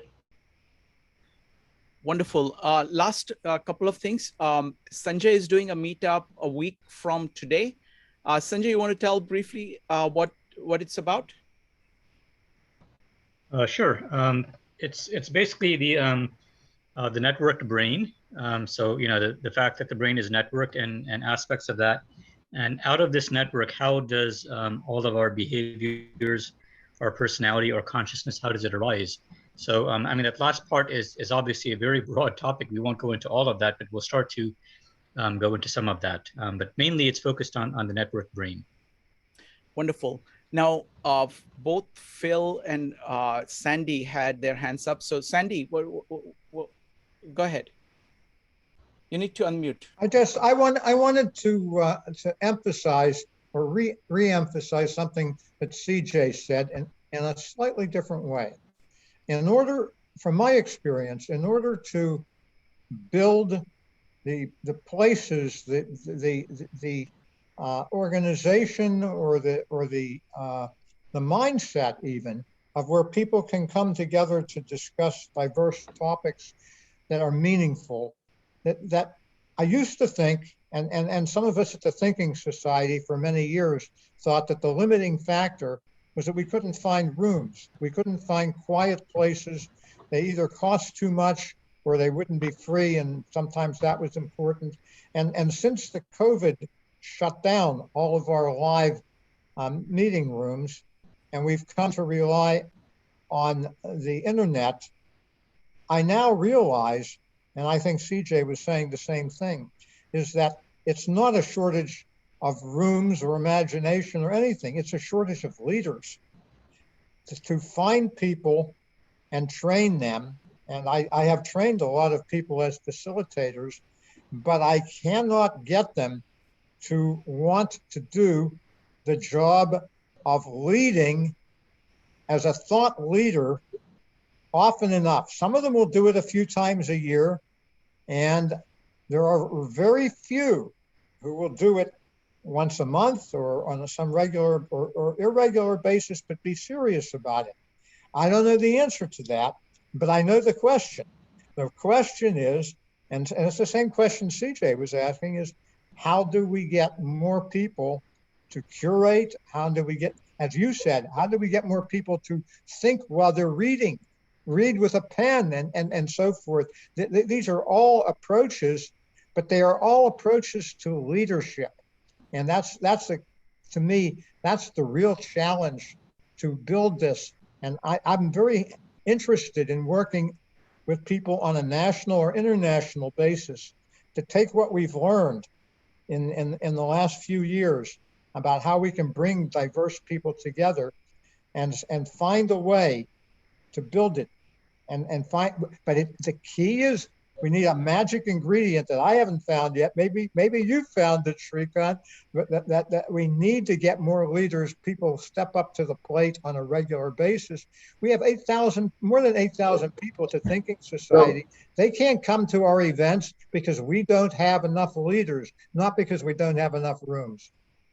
So as I was trying to explain, I think, my intuition is the way to convince people that they need to, I like calling it curate or organize event or topics, is to explain that to really activate and energize your comprehensivity, you need to organize, a topic a month, a topic every 2 months, at least 6 topics a year to start the process. And then you need 2 or 3 years of that.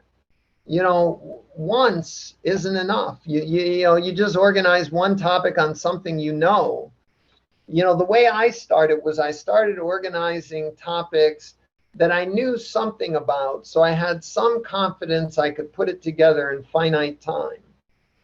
And then I kept stretching myself, going into topics that, I really don't know much about that, but I'd like to. and now, and that process was so powerful. And so, but I don't know. I mean, I don't see everyone volunteering. So I guess telling you about that doesn't do it. So you Sandy, have someone else. Sandy, so my answer to that is that, look, I do 10 meetups per week. And I've been doing this throughout the pandemic. So I've done more than about close to 500 meetups in the last year.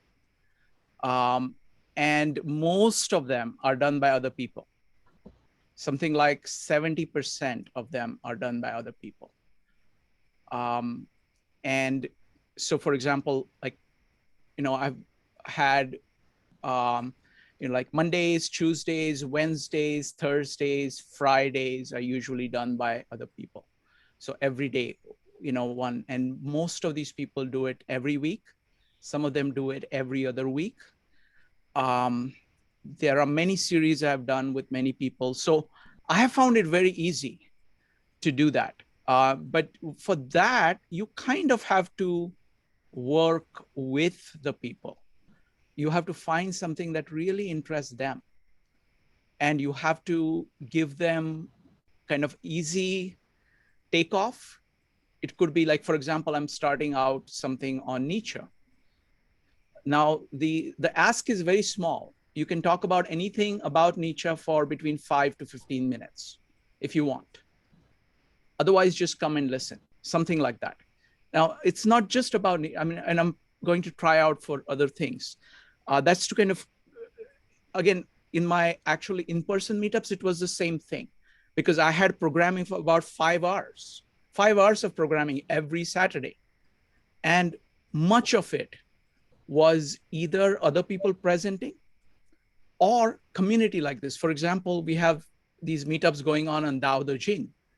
There is no leader, but everybody who shows up, there are at least something like maybe 10 to 12 people who have very deep insights, very different takes on Dao De Jing, and each of them adds.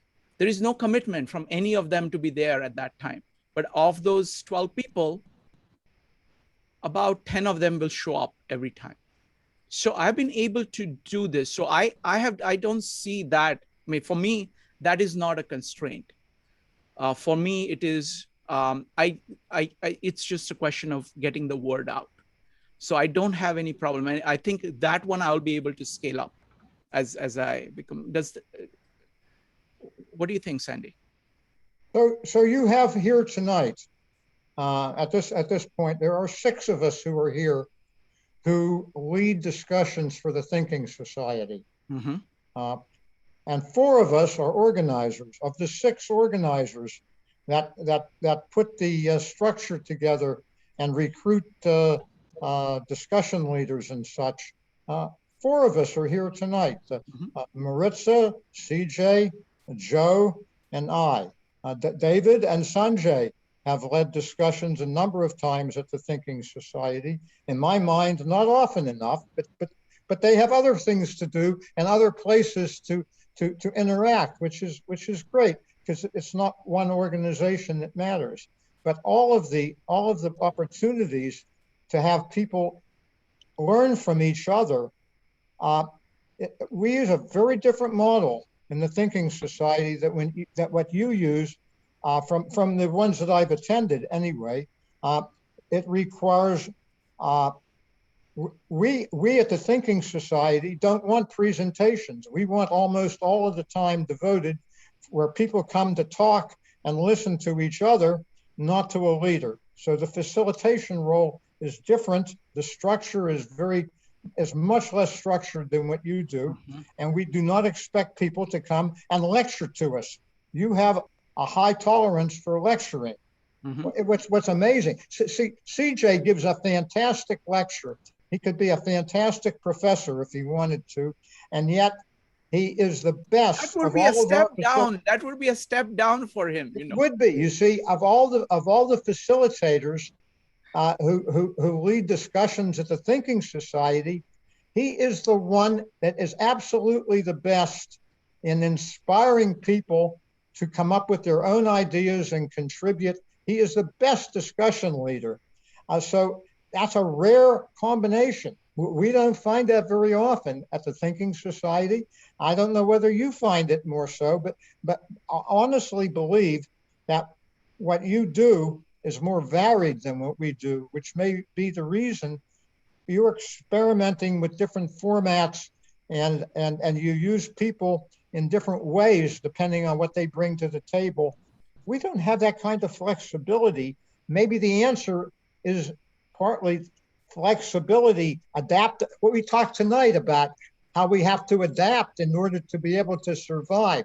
Maybe that's what we need more of is to adapt. Okay. There are 2 people who may be able to answer the question better than you or me, because I don't know the Thinking Society as well, and you don't know 52 Living Ideas as well. But Maritza and Joe, I think, know both. So what do you think, Maritza and Joe? Any thoughts, any kind of general thoughts? Because what we're trying to do is that we're trying to learn about how all of us can do more things. I would say simply is, I look at the thinking society is, it's where I go and I sit at a round table and we have a discussion, and the person leading has taken on the mantle of doing my homework for me. Well, they're doing the big homework and then they give me small homeworks because they have done the research. And then I get the homework of what I should read, what I should review. And then we all show up to kind of dissect and digest together. And in the 52 Living Ideas, it's similar, but the slight difference is that I can come here with a blank slate of the topic, and I can sit here entirely ignorant as to what's about to happen. And I find that it's very easy to learn on the fly, or it's different. Like, for example, Sandy, we've months and months now, we've been going through a very deep dive in Lewis Sullivan's concepts, his philosophical works. We've been going through kindergarten chats. We're actually in the last section of the book now. And I was one of 4 panelists in this group, and I'm the nuclear kid on the block, right? I had never before read the book. Everyone else presenting has 20 years of living with the book and read it more than once. So for me, that was like the greatest, and it has been one of the best and fastest ways in which I have been learning. And I found that experience has actually helped me learn to think a little out of the box on how I approach learning other things. So those are the 2 differences I see for that. Joe, what about you? What similarities and differences do you see?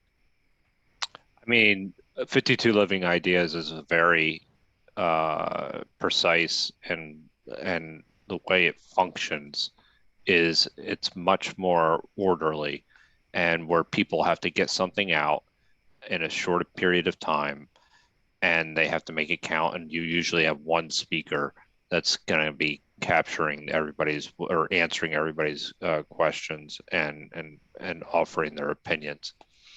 The Thinking Society is more of a discussion group. It's the speaker can speak for a few minutes, the person leading the discussion, and then they can just basically their only goal is to really move the discussion along and to get to a point. So I think that's a very different discussion. Whereas if you have somebody come here, speak for 20 minutes, and then you're going through what are your best thoughts in a very concise way. I think they both have their pros and cons. Mm-hmm. I think they do. But and I wouldn't compare one to the other as far as a model is concerned. I would look at them as something as they work together really well. Mm-hmm. If you're looking to take advantage of learning, each one has its own unique. I think at the Thinking Society, you get to maybe talk too much, but that's okay, because then you're starting to formulate your ideas a little bit more. You can come back and come to 52 Living Ideas and then be a little bit more crisp. No, I love. And then you could cut people off if you wanted. Yeah, no, I love everybody from the, I don't know what it is you guys have done, but it is just spectacular, because there are so many great people from there. So I look forward to actually, I'm going to figure out when I can do this, but I want to actually come to one of the meetups and meet with all you folks. It's been too long. I would have done it a long time ago, but for COVID. But now that the COVID is gone, I'm looking forward to coming and meeting with you. But I think this collaboration is working very, very well. And I think, like, look at the collaboration between me and CJ, right? What CJ puts together is spectacular. Okay, I can never do that. I mean, just the range of things, how systematic he is, how well he writes everything, just the references, and then the presentations are very crisp.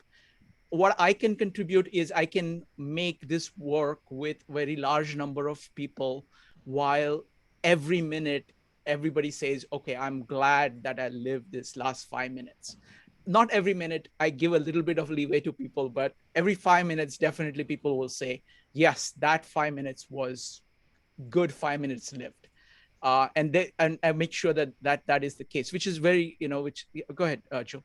There's one thing that the 52 Living Ideas does have an advantage of. It was the idea of syntopical learning, where you're mapping concepts. So if you have a meetup every night, that makes it a lot easier to map concepts across ideas. That's a very big thing about the Thinking Society provides you.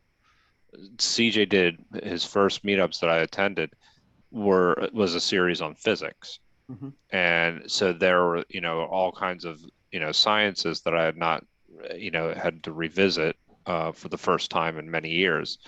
And then he did philosophy and he did it. So that he permits for it, but here you actually, you are doing it every night. You're able to do that a little bit. Yeah, I mean, I think the frequency makes a big difference. It does. Because the fact that we meet every day, it actually creates the community. Because what happens is that you develop that kind of common knowledge and common values that allow a much deeper discussion. But somebody like CJ, he somehow manages to do syntopical stuff across many disciplines, except that his time frame is he will plan for the whole year.